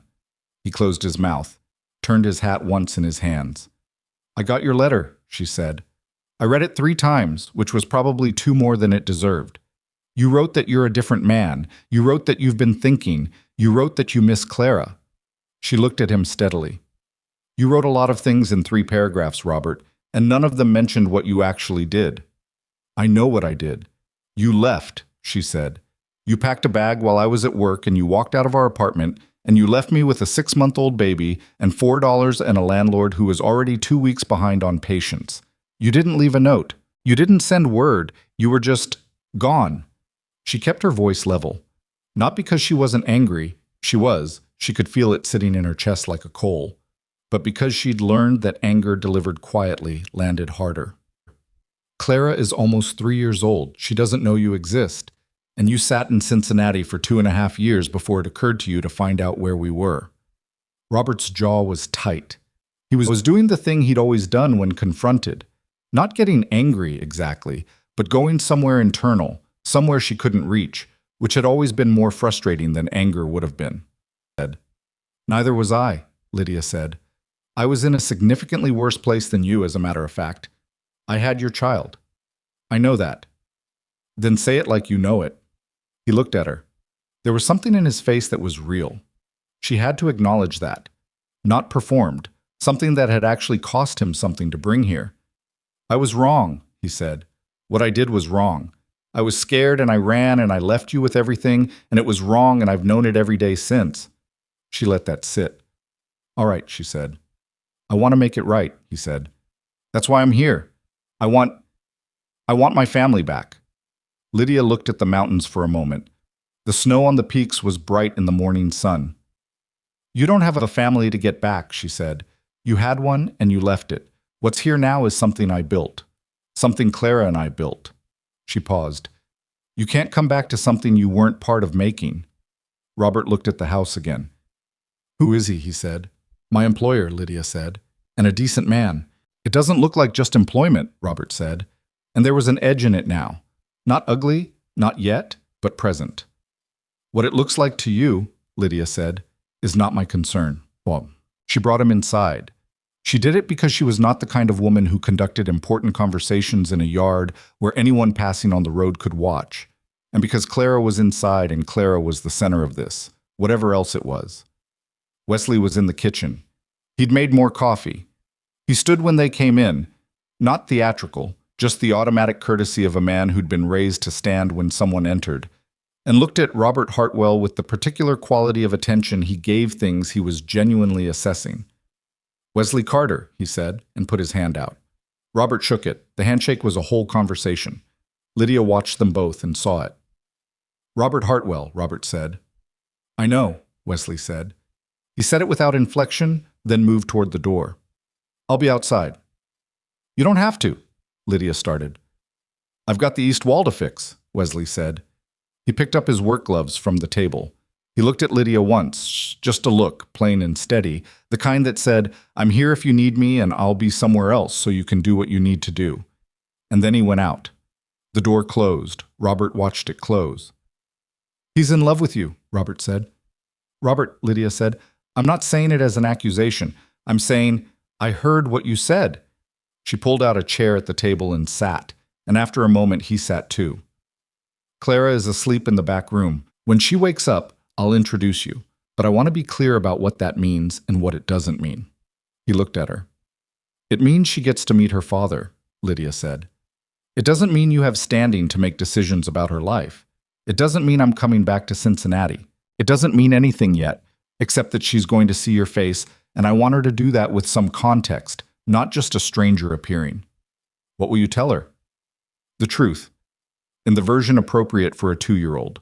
That you're her papa, that you've been away, that you came to see her." She folded her hands on the table. "What I won't tell her is that you're staying, because you're not staying.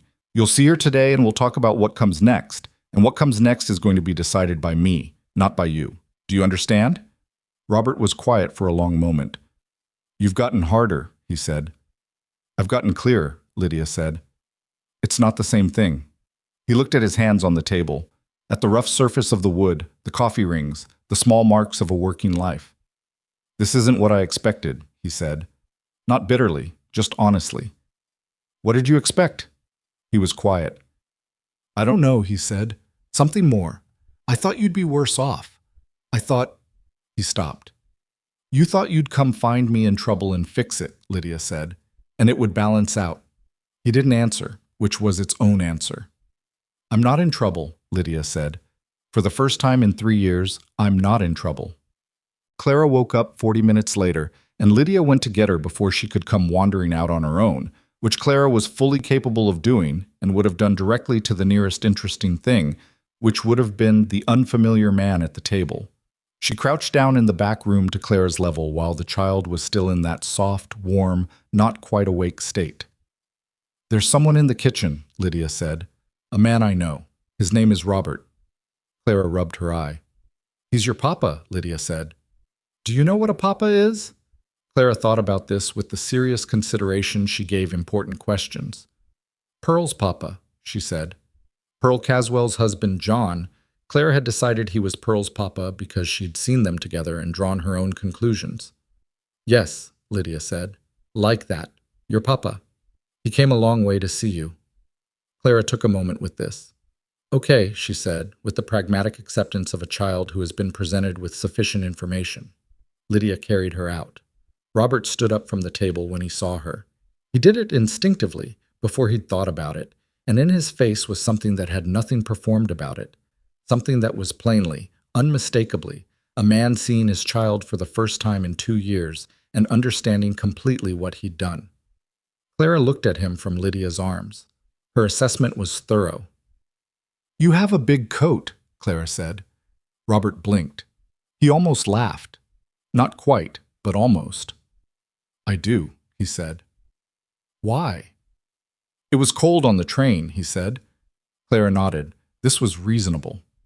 "Cal has a big coat," she said. "Horse coat." "I didn't know that," Robert said. "Cal is big," Clara said. "You're not as big as Cal." "That's probably true." Clara looked at her mother, then back at Robert. "Mama said you're my papa," she said. "Yes," Robert said. His voice had gone rough at the edges. Clara appeared to receive this information, store it, and move on, the way children do. Not because it wasn't significant, but because they process significance differently, not in the moment, but in the days after, in small questions that arrive without warning. "Do you like chickens?" Clara asked. Robert looked at Lydia. Lydia kept her face neutral. "I've never spent much time with them," Robert said. "We have chickens," Clara said. "I can show you." The hardest part of the morning was watching them in the yard.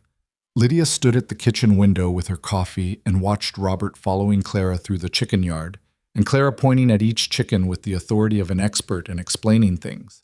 And Robert crouched down to her level, listening with an expression that was completely unguarded in a way she hadn't seen on his face in years. Wesley came around from the east side of the barn at some point and stopped when he saw them.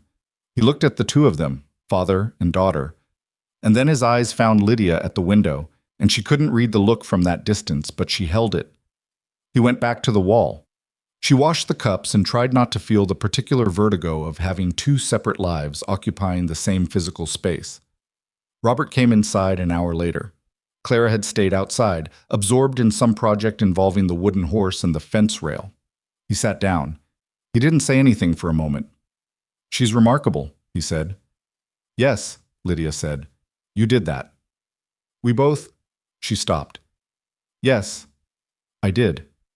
He looked at the table. I know I don't have the right to just walk back in, he said. I understand that.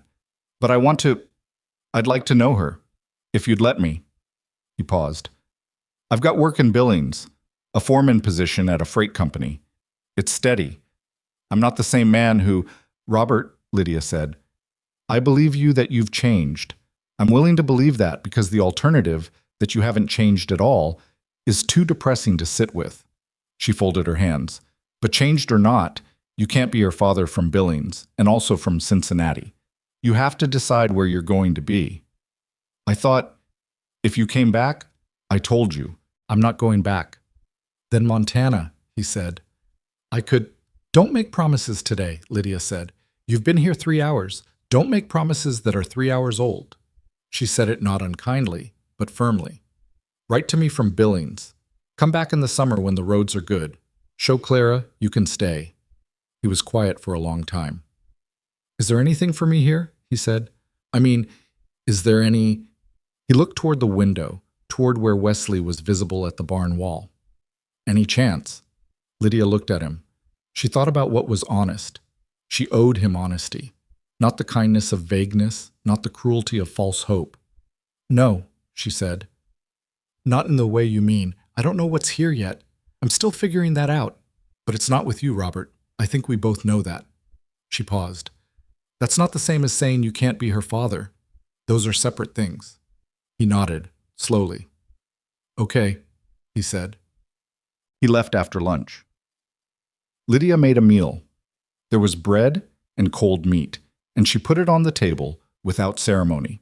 And Robert ate, and Clara sat beside him and told him at some length about the storm from the night before, with particular attention to the part where the horses were frightened, and Robert listened to all of it and asked questions, and it was ordinary and strange simultaneously.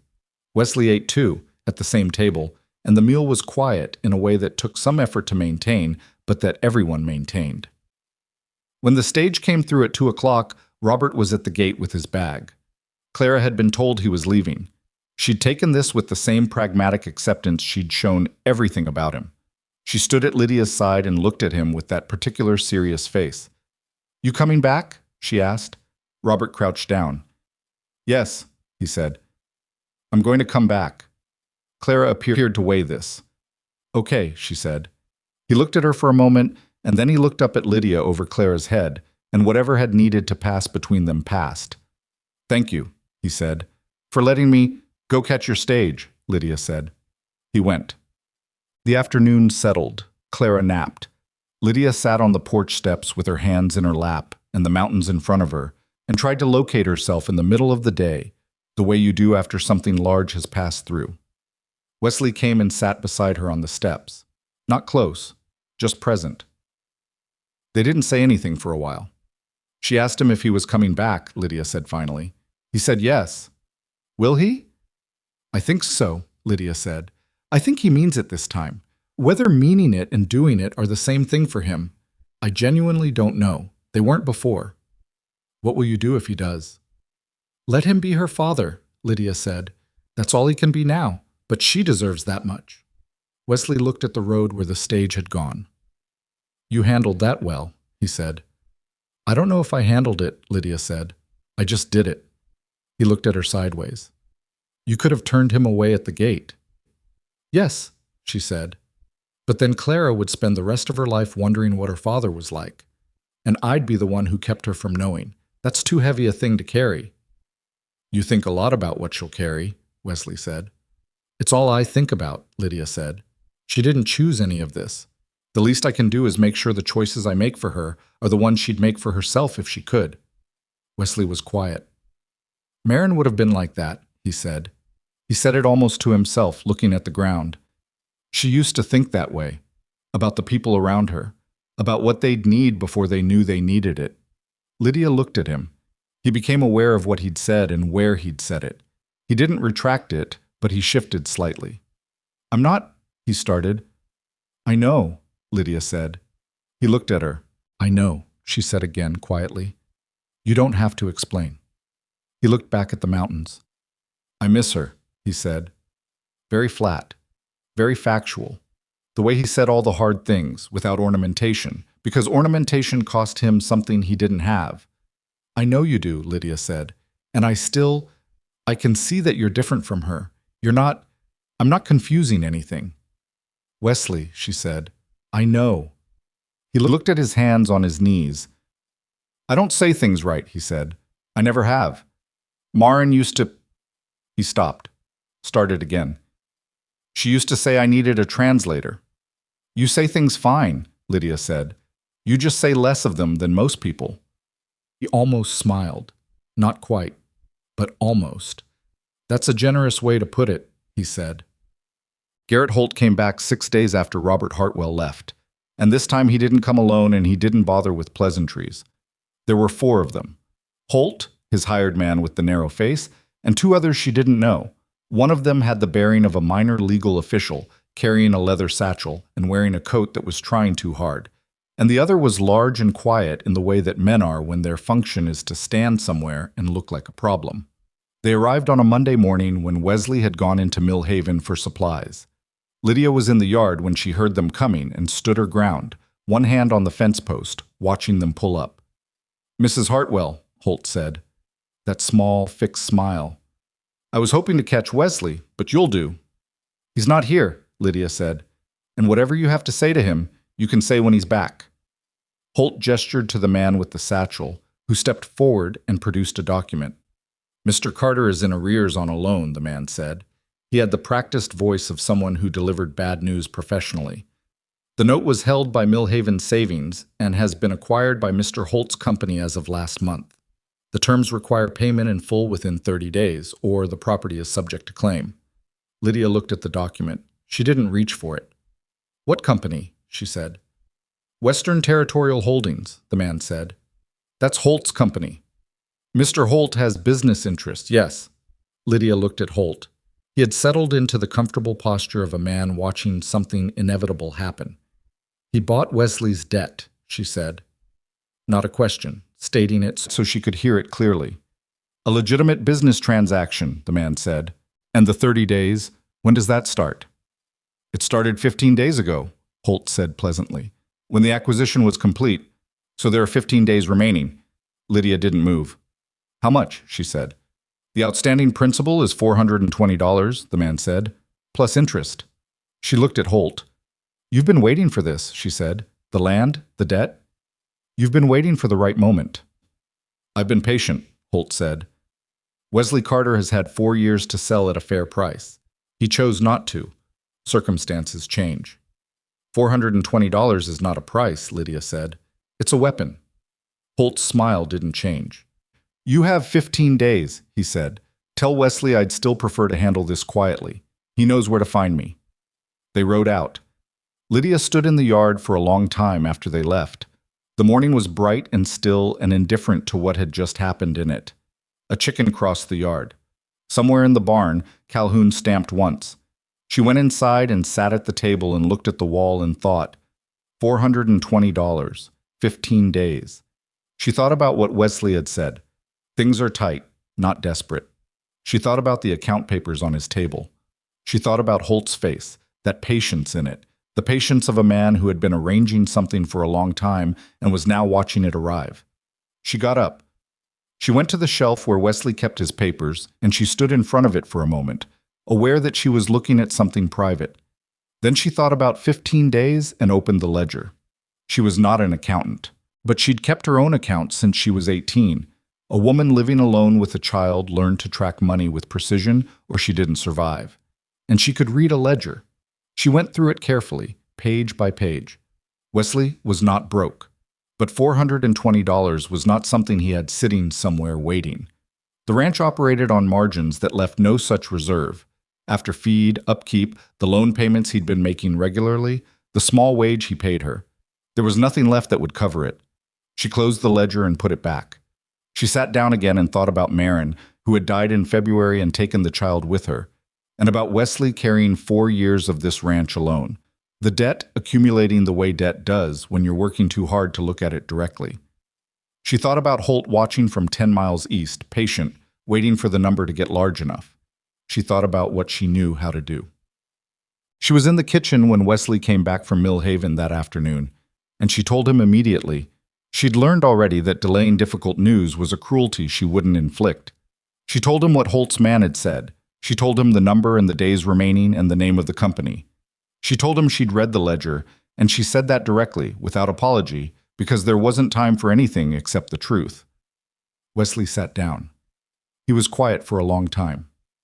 He bought the note, he said finally, 3 weeks ago, from what the man said. While he was coming here talking about the East Field, Wesley's voice was flat. While he was sending his man to watch. Yes.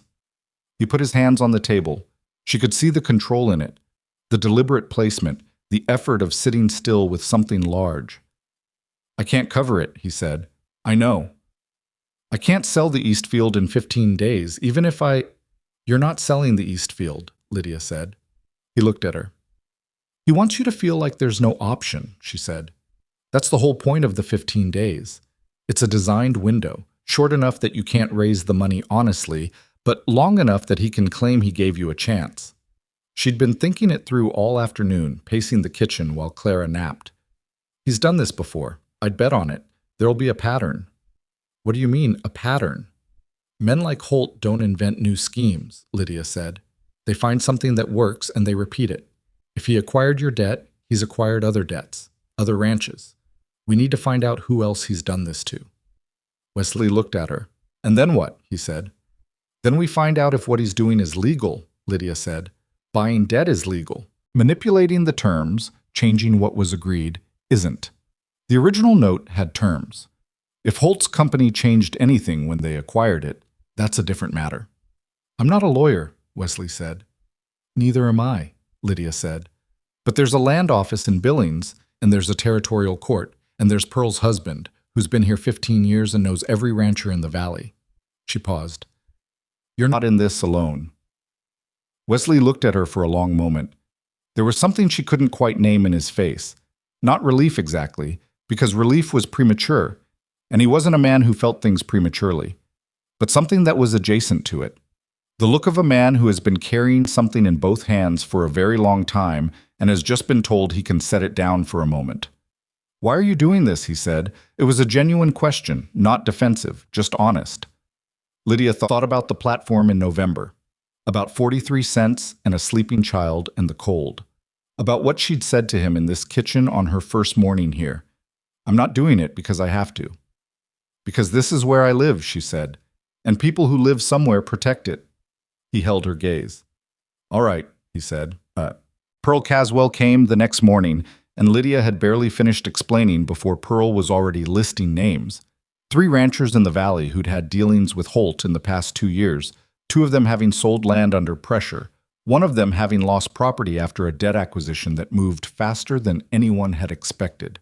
John Caswell, who said little but listened to everything, sat at the kitchen table with his forearms on the wood and confirmed each name with a brief nod. Ed Fogarty lost his north pasture that way, John said. 18 months ago. He tried to fight it, but he didn't have anyone helping him, and Holt had the paperwork in order. What would help him most? Wesley said. Finding the original terms of the note, John said.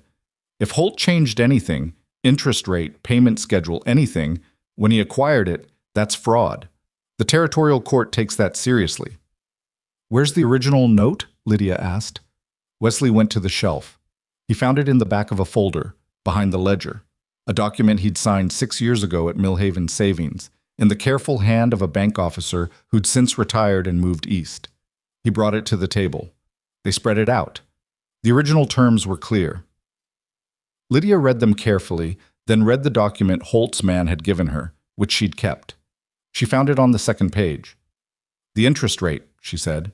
She put her finger on the line. The original note is at 6%. Holt's document is computing at 8%. The table went quiet. 2%? John said. On $420 compounded. It's not the number, Lydia said. It's the fact. He changed the terms when he acquired it. That's not legal. Wesley looked at the 2 documents side by side. He thought I wouldn't read it carefully, he said, or that I wouldn't have the original. He counted on you being frightened and short on time, Lydia said. That's his whole method. Pearl looked at her husband. John looked at Wesley. Ed Fogarty will want to know this, John said. And the Hendersons. If Holt's been doing this across the valley, then there's more than one case, Lydia said, and more than one person with standing to bring it. Wesley looked at Lydia. You read it, he said. You found it. I was looking for it, she said. That's the only difference. The following days moved with the specific urgency of people who have a deadline and a direction. John Caswell rode to Ed Fogarty's place and came back with Fogarty's original loan documents, which showed the same discrepancy, a rate changed by 2.5% in Holt's documentation. The Hendersons sent word through Pearl that they'd kept everything and would come to a meeting. Wesley rode to Billings with John on a Thursday, taking both sets of documents, and came back the following evening with the name of a territorial attorney who specialized in land and debt disputes and had agreed to review the case. Lydia kept the ranch running in his absence with a competence that would have surprised her 4 months ago and didn't surprise her now at all.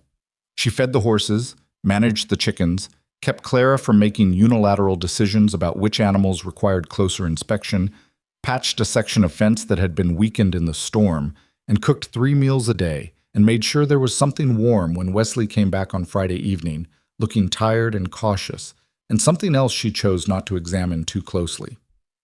Pemberton, the attorney, he says the case is strong, Wesley said, sitting at the table with his coat still on because he'd just come in and hadn't taken it off yet. He's seen this pattern before. 3 ranches, the same rate manipulation. He says that establishes intent. How long? Lydia said. To build the case, file it properly, 4 to 6 weeks. He's filing for an injunction on the 15-day deadline first. That gives us time. Lydia sat down across from him. It's not over, Wesley said. Holt will fight it. He has lawyers and money, and he's not going to— I know, Lydia said. But he doesn't have the original documents, and he doesn't know we've already talked to Fogarty and the Hendersons. Wesley looked at her. He thought I was alone, he said. You weren't, Lydia said. You just didn't know who was standing next to you yet.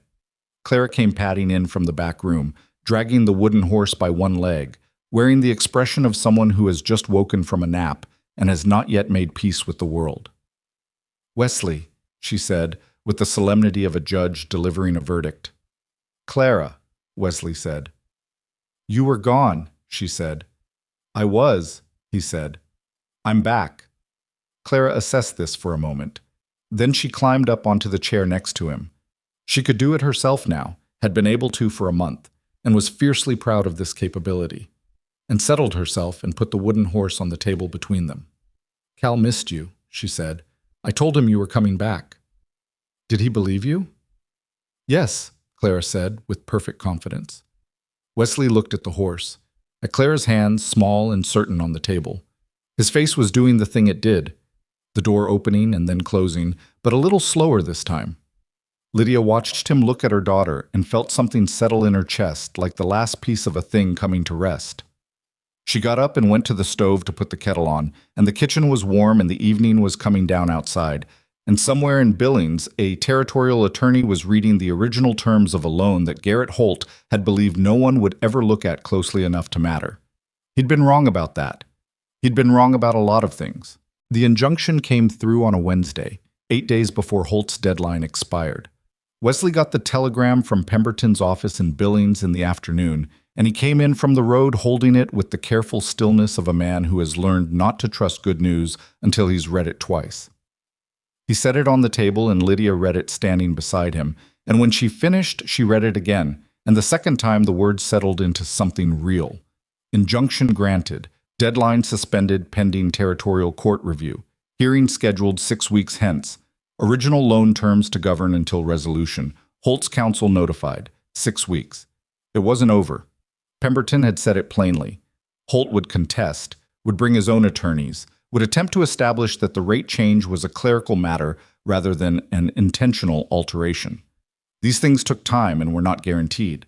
But the 15-day window was gone, dissolved by a territorial judge who had read the same 2 documents side by side and reached the same conclusion Lydia had reached at the kitchen table. It worked, Wesley said. Not triumphant, just quiet. It's a start, Lydia said. He looked at her. You knew it would, he said. I hoped it would, she said. That's not the same thing. She handed the telegram back to him, and he folded it with the same care he gave all important papers. And she thought about the version of this morning that could have existed, the one where Holt had arrived at a ranch without the original loan document, without anyone who'd thought to read the fine print, without John Caswell riding to Fogarty's property and coming back with a folder that had been sitting in a drawer for 18 months, waiting for someone to ask for it. Small things. The difference between losing and not losing was so often just small things. The document kept, the drawer not cleaned out, the woman who sat down with a ledger because she couldn't let herself do nothing. Clara came in from outside with dirt on both knees and a look of profound satisfaction. "Found a worm," she announced. "What did you do with it?" Lydia asked. Clara looked slightly evasive. "Put it back." "Where it was." A pause. "Near there." Lydia decided this was sufficient. Wesley was looking at Clara with the expression that had stopped being almost a smile and had become, somewhere in the past few weeks, something more settled, something that lived in his face more comfortably, like it had found a place to stay. The 6 weeks before the hearing were not peaceful. Nothing about what Holt was doing allowed for peace, and he was not a man who accepted legal setbacks with grace. He had 3 attorneys working by the end of the first week, and word came through Pemberton that his strategy was to challenge the authenticity of Wesley's original loan document, to claim that the bank's records, not Wesley's copy, were the authoritative version, and that if there was a discrepancy, the error was in the document Wesley held. Pemberton was not alarmed by this, which alarmed Lydia slightly, because she had learned that lawyers were most alarmed by things they hadn't anticipated and most calm about things they had. "It's standard," Pemberton wrote in his letter. "They'll argue the document, we argue the pattern. 3 ranches with the same discrepancy is not clerical error, it is method. The court understands method." She read the letter to Wesley at the table. He listened without interrupting. "Can he get the bank officer?" Wesley said. "The man who wrote the original note. He retired, moved east." "Pemberton's already trying to locate him," Lydia said.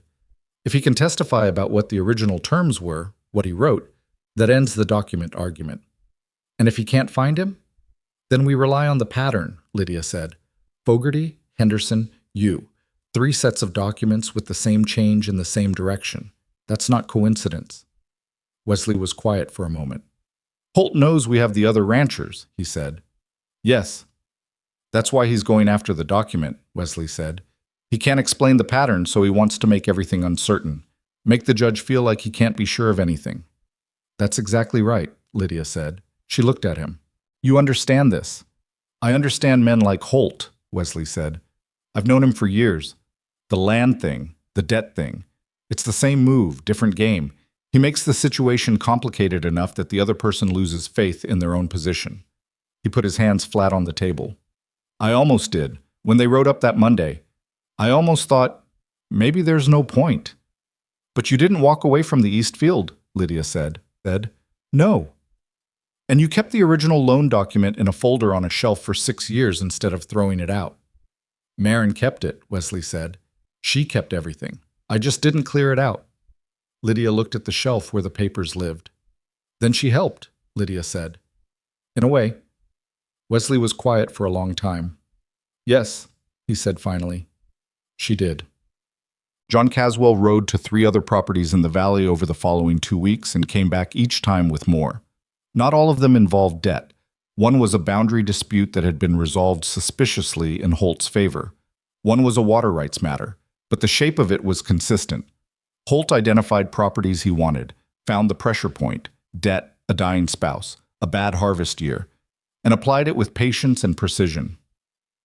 Ed Fogarty came to the ranch one afternoon on his own, without being asked, and sat at the kitchen table and drank coffee and told Wesley directly that he wished he'd had someone helping him when Holt had come for his north pasture. He was a lean, weathered man in his 60s, with the hands of someone who'd been working land since he was a boy, and he didn't dramatize what had happened to him. He just laid it out plainly, the way men who've been hurt without recourse talk about it, factually, because the facts are damning enough. "He gave me 11 days, Fogarty said. "My wife had just died. I couldn't think straight, and he knew it. I signed it over, and I've regretted it every day since." "You'll be able to say that in court," Lydia said. Fogarty looked at her. "That'll count," he said. "Pattern evidence counts," Lydia said. "Pemberton says so, and I believe him." Fogarty looked at Wesley. She always like this? He said. Pretty much, Wesley said. Fogarty nodded, as if this confirmed something he'd already suspected. He finished his coffee and shook Wesley's hand and nodded to Lydia with the brief, genuine respect of someone who doesn't give it easily, and went back to his property. Robert wrote from Billings in mid-May. The letter was short and careful. She could feel him measuring every sentence, aware that he was writing to someone who would read between the lines, whether he wanted her to or not. He'd found work. The freight company position was real and solid. He was looking at lodgings that weren't temporary. He asked after Clara. He asked, with notable brevity, how Lydia was. He did not ask to come back. He did not make promises about the summer. He just wrote. She thought about that for a while, about the restraint in it, which was not something she'd associated with Robert. Restraint was something he'd never had much use for. The fact that the letter had it meant either that he'd genuinely changed in some way, or that he was being careful because he understood that careless moves had costs. She wrote back. She told him Clara was well, that she was talking more, full sentences now, not all of them intelligible, but delivered with absolute conviction. That she'd decided Cal the horse was her best friend and had been conducting what appeared to be a fairly one-sided but deeply satisfying friendship with him over the fence rail every morning. That she was going to be 3 in July. She told him the ranch was in the middle of a legal matter that she couldn't explain briefly. She told him the ranch was fine. She told him she was fine. She did not tell him what she was beginning to understand about what she wanted because she was still figuring that out, and it wasn't something she intended to discuss with Robert Hartwell before she'd discussed it with herself. She sealed the letter and gave it to Pearl to post on her next trip to town. Pearl took it without comment, but she looked at Lydia with the particular expression she wore when she was exercising significant self-restraint. "I'm not saying anything," Pearl said. "I know you're not," Lydia said.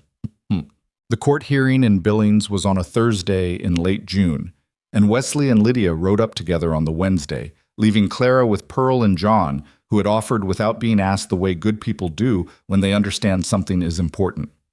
Clara had accepted this arrangement with the seriousness of a field general delegating authority. She'd given Lydia a list of instructions regarding Cal's morning oats and the specific location of the wooden horse, which she required to sleep, and had then told Lydia to go and come back, which was the most efficient farewell Lydia had ever received. The ride to Billings took most of the day. They stopped at noon to rest the horses and eat the food Pearl had packed, sitting on the ground beside a creek that was still running cold from snowmelt, and the mountains were visible to the west, and the sky was the particular blue that June produced in Montana, which was a color Lydia still hadn't entirely made peace with because it was too large and too clean and made a person feel both small and clarified simultaneously. "Are you scared?" she asked Wesley. He thought about it honestly, which was the only way he thought about things. "Not of losing," he said. "I've lost things. You survive it." He pulled a piece of grass from the ground and looked at it. "I'm scared of what it means if Holt gets away with it. Not just for me. For Fogarty, for the Hendersons, for the next person he finds in a bad year." "Pemberton thinks we have it," Lydia said. "Pemberton gets paid either way," Wesley said, but without bitterness. "He found the bank officer," Lydia said. "A letter from a retired man in Pennsylvania who wrote down exactly what interest rate he put in that note. That's not nothing." "No," Wesley said. "It's not nothing." She looked at the creek, at the way it moved, not dramatically, just consistently, finding the path it needed and following it. "Whatever happens tomorrow," she said, "you didn't let him take it quietly. You stood up and you had people standing with you. That's already different from what he expected." Wesley looked at her. "You made that happen," he said. "We made it happen," Lydia said. He was quiet for a moment. The creek moved. A bird crossed the sky above them. She didn't know what kind. She was still learning Montana birds. And was gone. "Lydia," he said. "Yes." He stopped. She waited. "I'm not good at this," he said. "At what?" He looked at the grass in his hands, at the ground, at some middle distance that was easier than her face. "Saying the thing," he said. "I've never been... Marin used to do it for both of us. She'd know what I meant before I got it into words, and she'd say it, and then I'd just agree. And it worked." He paused. "I don't have that anymore. I have to do it myself, and I'm not... I don't do it right. Wesley, Lydia said carefully. I know you might leave, he said. I know Robert is in Billings, and I know you're still, legally, and I know Clara deserves her father, and I'm not saying any of that shouldn't be how it is. He finally looked at her. I'm saying that when I come back from the barn and you're in the kitchen, I'm not braced anymore. I used to brace myself for the kitchen being empty. For 4 years, I'd come in and it'd just be the room, and now it's not. He stopped. That's what I'm trying to say. I don't know what to do with it. Lydia looked at him for a long moment, at the face that had spent 4 years outside in Montana weather and carried something heavy every day of those years and had still, somehow, stopped a horse and climbed down and offered what he had to a woman sitting alone in the cold. I'm not going anywhere, she said. I know you said that before, he said, when Robert came. I meant it then, and I mean it now, she said. It's not something I say to make people feel better. I've got no patience for that. She looked at the creek. When I left Cincinnati, I burned the bridge. I burned every bridge. I got on a train with 43 cents and a 2-year-old because I had nothing left where I was and I needed to get somewhere. She paused. I didn't know what I was going to. I just knew I had to go. She looked back at him. This is where I went, Wesley. I've been standing in your kitchen for 7 months and I know what it is by now. He held her gaze. I come in from the barn, he said slowly, and you're there. Yes, she said. And I don't want it to be different. Neither do I, she said. The creek moved. The mountains sat where they'd always sat. Neither of them said anything else about it. They didn't need to. They were both people who meant what they said and didn't require the same thing said 3 different ways. And after a moment, Wesley stood up and helped her up, and they got back on the horses and rode the rest of the way to Billings. And the thing between them was the same as it had been all morning, except that it had been named, and named things are different from unnamed things, even when nothing else has changed. The territorial courthouse in Billings was a brick building that smelled of old wood and paper and the specific staleness of official proceedings, and Lydia sat in the gallery behind Pemberton and Wesley and Ed Fogarty and watched the morning unfold with the focused attention she gave anything that mattered. Holt's attorneys were better dressed than Pemberton. There were 2 of them, polished and prepared, and they moved through their opening arguments with the easy confidence of men who had won in rooms like this before. They argued the document question first, that the bank's records, which they had subpoenaed, showed the rate Holt's company had applied, that Wesley's copy was old and the ink faded, and that copies held by borrowers were frequently imprecise. Pemberton let them finish. Then he laid out the letter from the retired bank officer in Pennsylvania.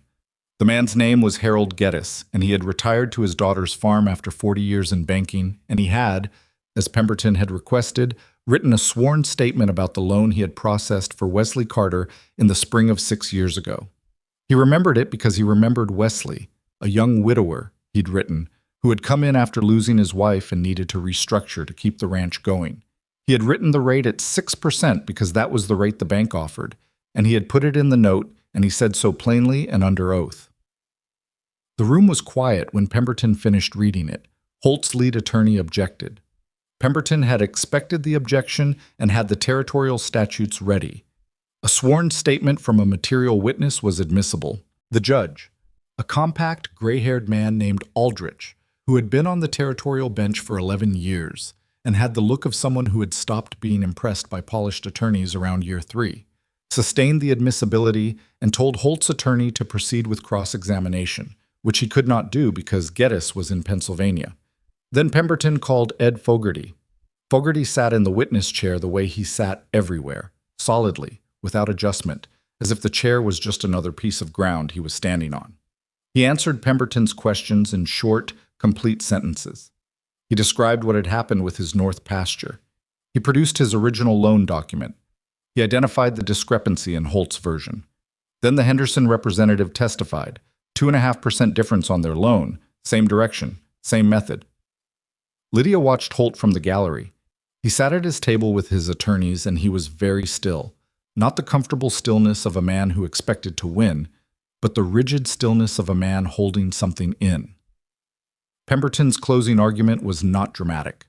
He was not a dramatic man. He laid the 3 cases side by side, named the discrepancy in each, noted that all three were in the same direction, always higher, never lower, and stated that a clerical error repeating itself 3 times in the same direction was not a clerical error. It was a choice. Judge Aldrich recessed for 2 hours. Lydia sat with Wesley in a corridor outside, on a hard bench that was not comfortable, and they didn't talk much. There wasn't much to say. The thing had been said, the case had been made, and waiting was now the only occupation available. Wesley had his elbows on his knees and his eyes on the floor, and Lydia sat beside him and didn't try to fill the silence, because this was one of those silences that should stay what it was. Fogarty came and sat across from them and produced a piece of dried beef from his coat pocket and ate it without offering any, which Lydia found so entirely characteristic of the man that she almost smiled. When Judge Aldrich came back, he was brief. He found the pattern of rate alteration to constitute fraudulent misrepresentation under territorial statute. He voided Holt's claim on Wesley's note and ordered the debt returned to its original terms and holder, which, since Millhaven Savings had sold the note, meant the debt was effectively discharged pending resolution of the bank's position. He referred the matter of Fogarty's North Pasture to a separate proceeding. He ordered Holt's company to pay the court costs. He gave Holt's attorney exactly the look you give someone whose client has wasted the court's time, which was not a long look, but was comprehensive. Holt left without looking at Wesley. His attorneys followed. The door of the courtroom closed behind them, and the room exhaled. Wesley sat in his chair for a moment without moving. Pemberton leaned over and said something to him. Lydia couldn't hear what, and Wesley nodded once. Fogarty, across the aisle, looked at Lydia with the brief, direct look of a man who doesn't say thank you easily but wanted her to know it was there. She nodded back. Wesley turned to look at her. His face was doing something she hadn't seen it do before, not controlled, not containing something, just open, in the specific way that comes when the thing you've been braced against doesn't happen. "It's done," he said. "It's done," she said. He looked at her for a moment longer. "Let's go home," he said. Thus, they got back to the Caswell property as the sun was going down, and before the wagon had fully stopped, Clara came running from the yard with the specific flat-out sprint of a small child who has been waiting longer than they found reasonable. "Mama," she said, and hit Lydia at knee level with enough force that Lydia had to catch the wagon rail.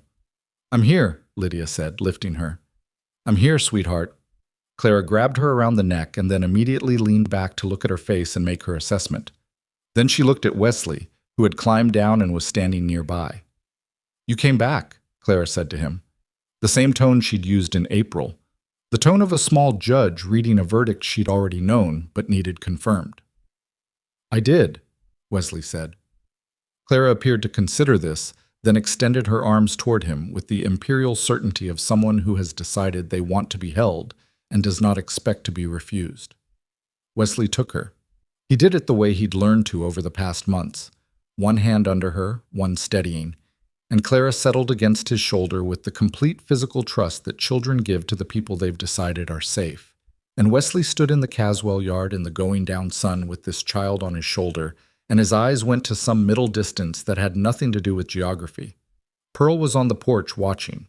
Lydia looked at her. Pearl pressed her lips together and said nothing, which was the most extraordinary exercise of self-restraint Lydia had ever witnessed from her. The summer settled into the ranch the way summer does on the frontier, with heat and work and long light that lasted until 9 at night and made the days feel almost too full, like something being poured into a container that was the right size but barely. Lydia planted a kitchen garden in June, something she'd been thinking about since March, and Pearl gave her seed stock, and John Caswell came over one afternoon and turned the soil for her without being asked, and was gone before she could say much about it, which was his way. Wesley fixed the east barn wall properly in July. He spent 3 days on it, and Lydia handed things up to him when he needed them, and Clara sat on a hay bale and provided commentary that Wesley occasionally responded to, and by the end of the 3rd day the wall was solid.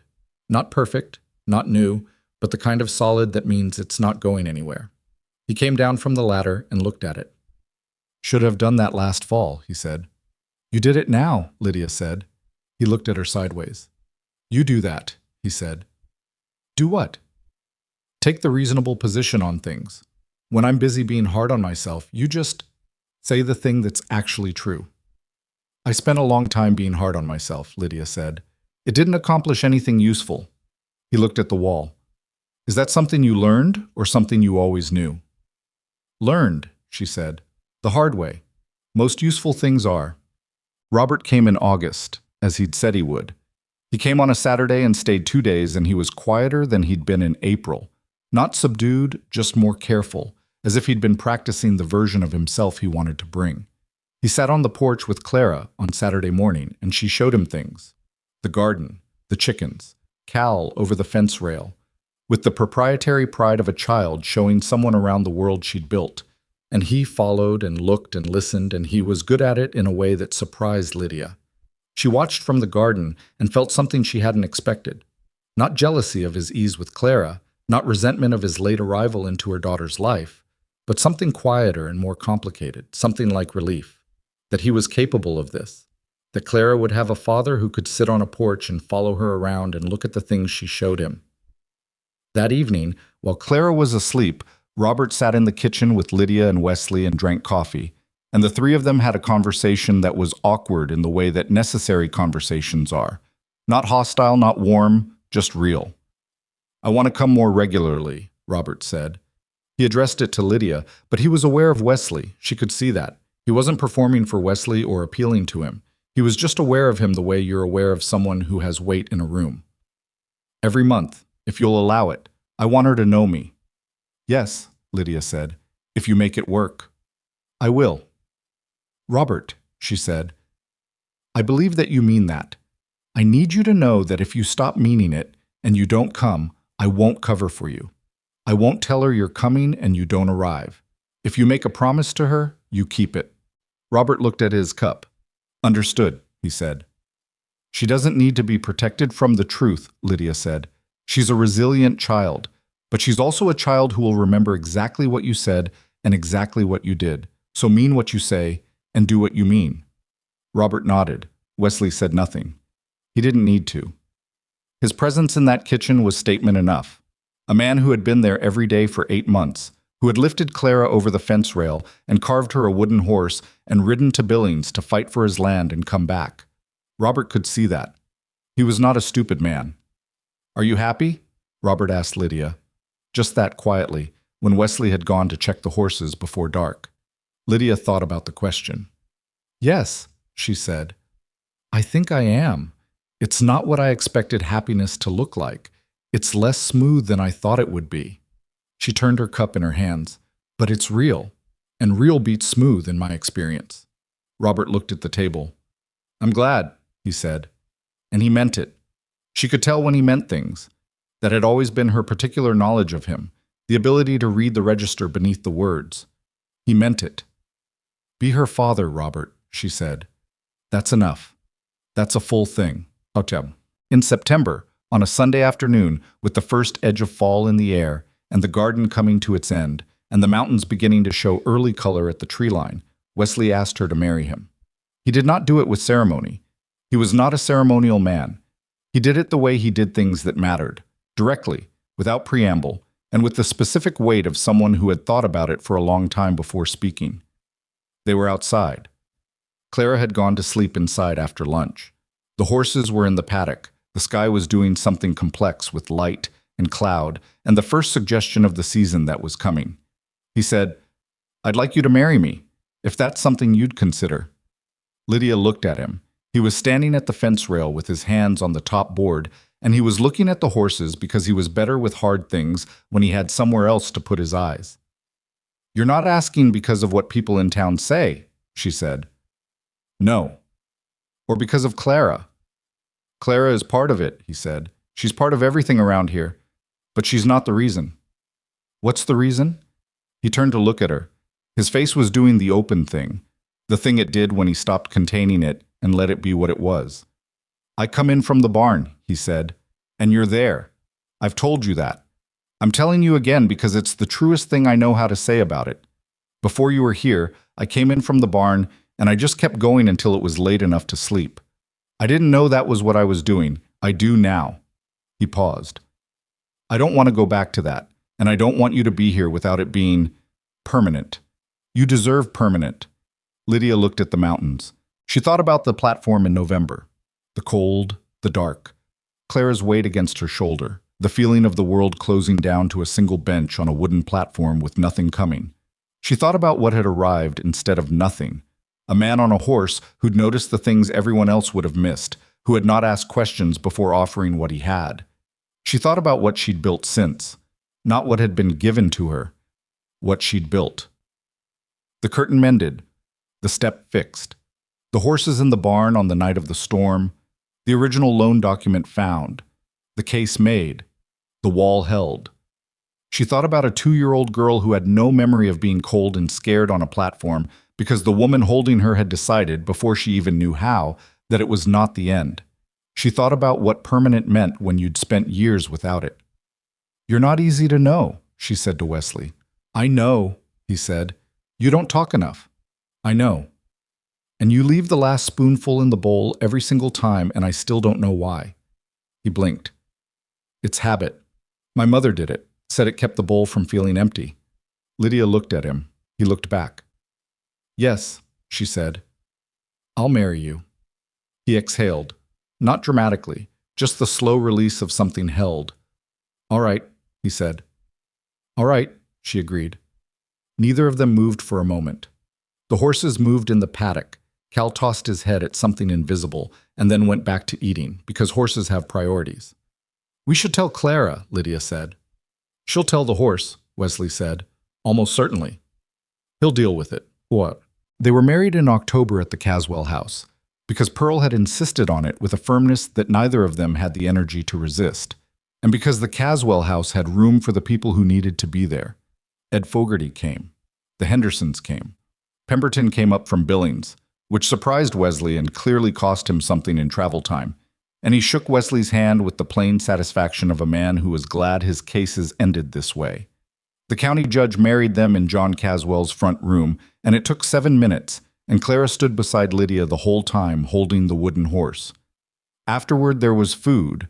Pearl had cooked for 3 days, which was its own particular form of love, and the house was full of noise, and the particular warmth of a gathering of people who have been through something together and come out the other side, and Lydia stood for a moment in the doorway between the front room and the kitchen, watching all of it, and tried to locate the feeling she was having.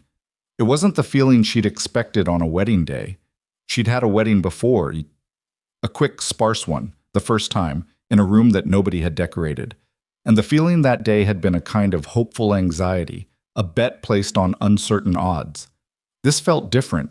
It felt like something she already knew the outcome of. Not certain, not smooth. Life was never that, and she had stopped wanting it to be. But grounded. The way a wall is grounded after it's been fixed properly. Not perfect, not new, but not going anywhere. Wesley came to stand beside her. He had a cup of something, and he handed it to her without asking, and she took it. "Pearl's going to be insufferable about this," he said. "She's earned it," Lydia said. "Fair," he said. Clara was in the corner showing Fogarty the wooden horse with the intensity of a museum curator. Fogarty was listening with the expression of a man who did not have much experience with small children, but was doing his genuine best, which was, in Lydia's estimation, all anyone could be asked for. "Did you think it would be like this?" Wesley said. "Like what?" He looked at the room, at the people, at Clara in the corner and Pearl in the kitchen, and John Caswell leaning against the wall with his quiet, solid presence. "All of them," he said. "When I was alone out here, after Myron, I stopped expecting people to show up. I figured that was just the way of it. You get to a certain point, and the world's smaller." "And now?" Lydia said. He looked at her. "Now it's bigger," he said. She thought about what it took to believe that. After losing what he'd lost, after 4 years of a kitchen that was just a room, to still have enough left in him to climb down from a horse at a dark train station and say, "You'll never sleep outside again." Not because he was fearless or generous to some extraordinary degree, but because he was a man who noticed things and couldn't leave them. That was all. It was enough.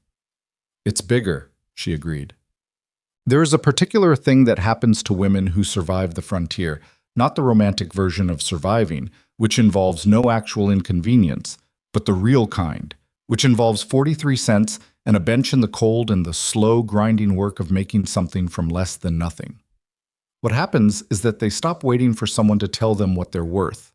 Not because they've given up on people. If anything, they value people more, having learned which ones stand when it matters. But because they've seen, through the doing of it, that worth is not assigned, it is demonstrated, daily. In small actions that nobody notices, and large ones that cost something, and all the ones in between. Lydia Hartwell had believed, on a platform in November with nothing left and a child against her shoulder, that she was asking too much of the world, that the thing she needed, not rescue, but a fair chance, was somehow more than she had the right to. She had been wrong about that. Not because the world turned out to be generous. The world was neither generous nor cruel. It was simply itself, with all the weight and weather that entailed, but because what she'd thought was asking too much turned out to be exactly the right amount. One man who climbed down from a horse, one shelf with the right paper on it, one original document with the right number written in ink that hadn't faded, one woman who carried a 2-year-old 4 months through a Montana winter and built, from that, something worth fighting for. Clara grew up on the Carter Ranch. She learned to ride before she was 5. She never lost her habit of reporting important information to Cal, who remained, until his old age, the most trusted confidant she had. Robert came every month through the first year and every season after that, and kept his word in the way that people sometimes do when they've learned what the cost of not keeping it is. And Clara grew up knowing her father without needing him to be the center of her story. The East Field was never sold. The barn wall stood for 30 years before it needed replacing, and when it was finally rebuilt, the new wood went up alongside the old, and the old was left where it was, because nobody saw any reason to take out something that had held. Lydia remembered the platform. She remembered it the way you remember a place you passed through on the way to somewhere else. Not with longing, not with bitterness, just with the clear-eyed recognition that it was part of the distance traveled. The cold of it, the dark, the feeling of having reached the absolute limit of what she could carry. And then the sound of hooves, not rescue, not a story with a clean arc and a moral that fits in a sentence. Just a man who noticed, and a woman who was still standing when he did. And all the ordinary and extraordinary days that followed, neither smooth nor perfect, built on ground that held. That was enough. That was, as it turned out, everything.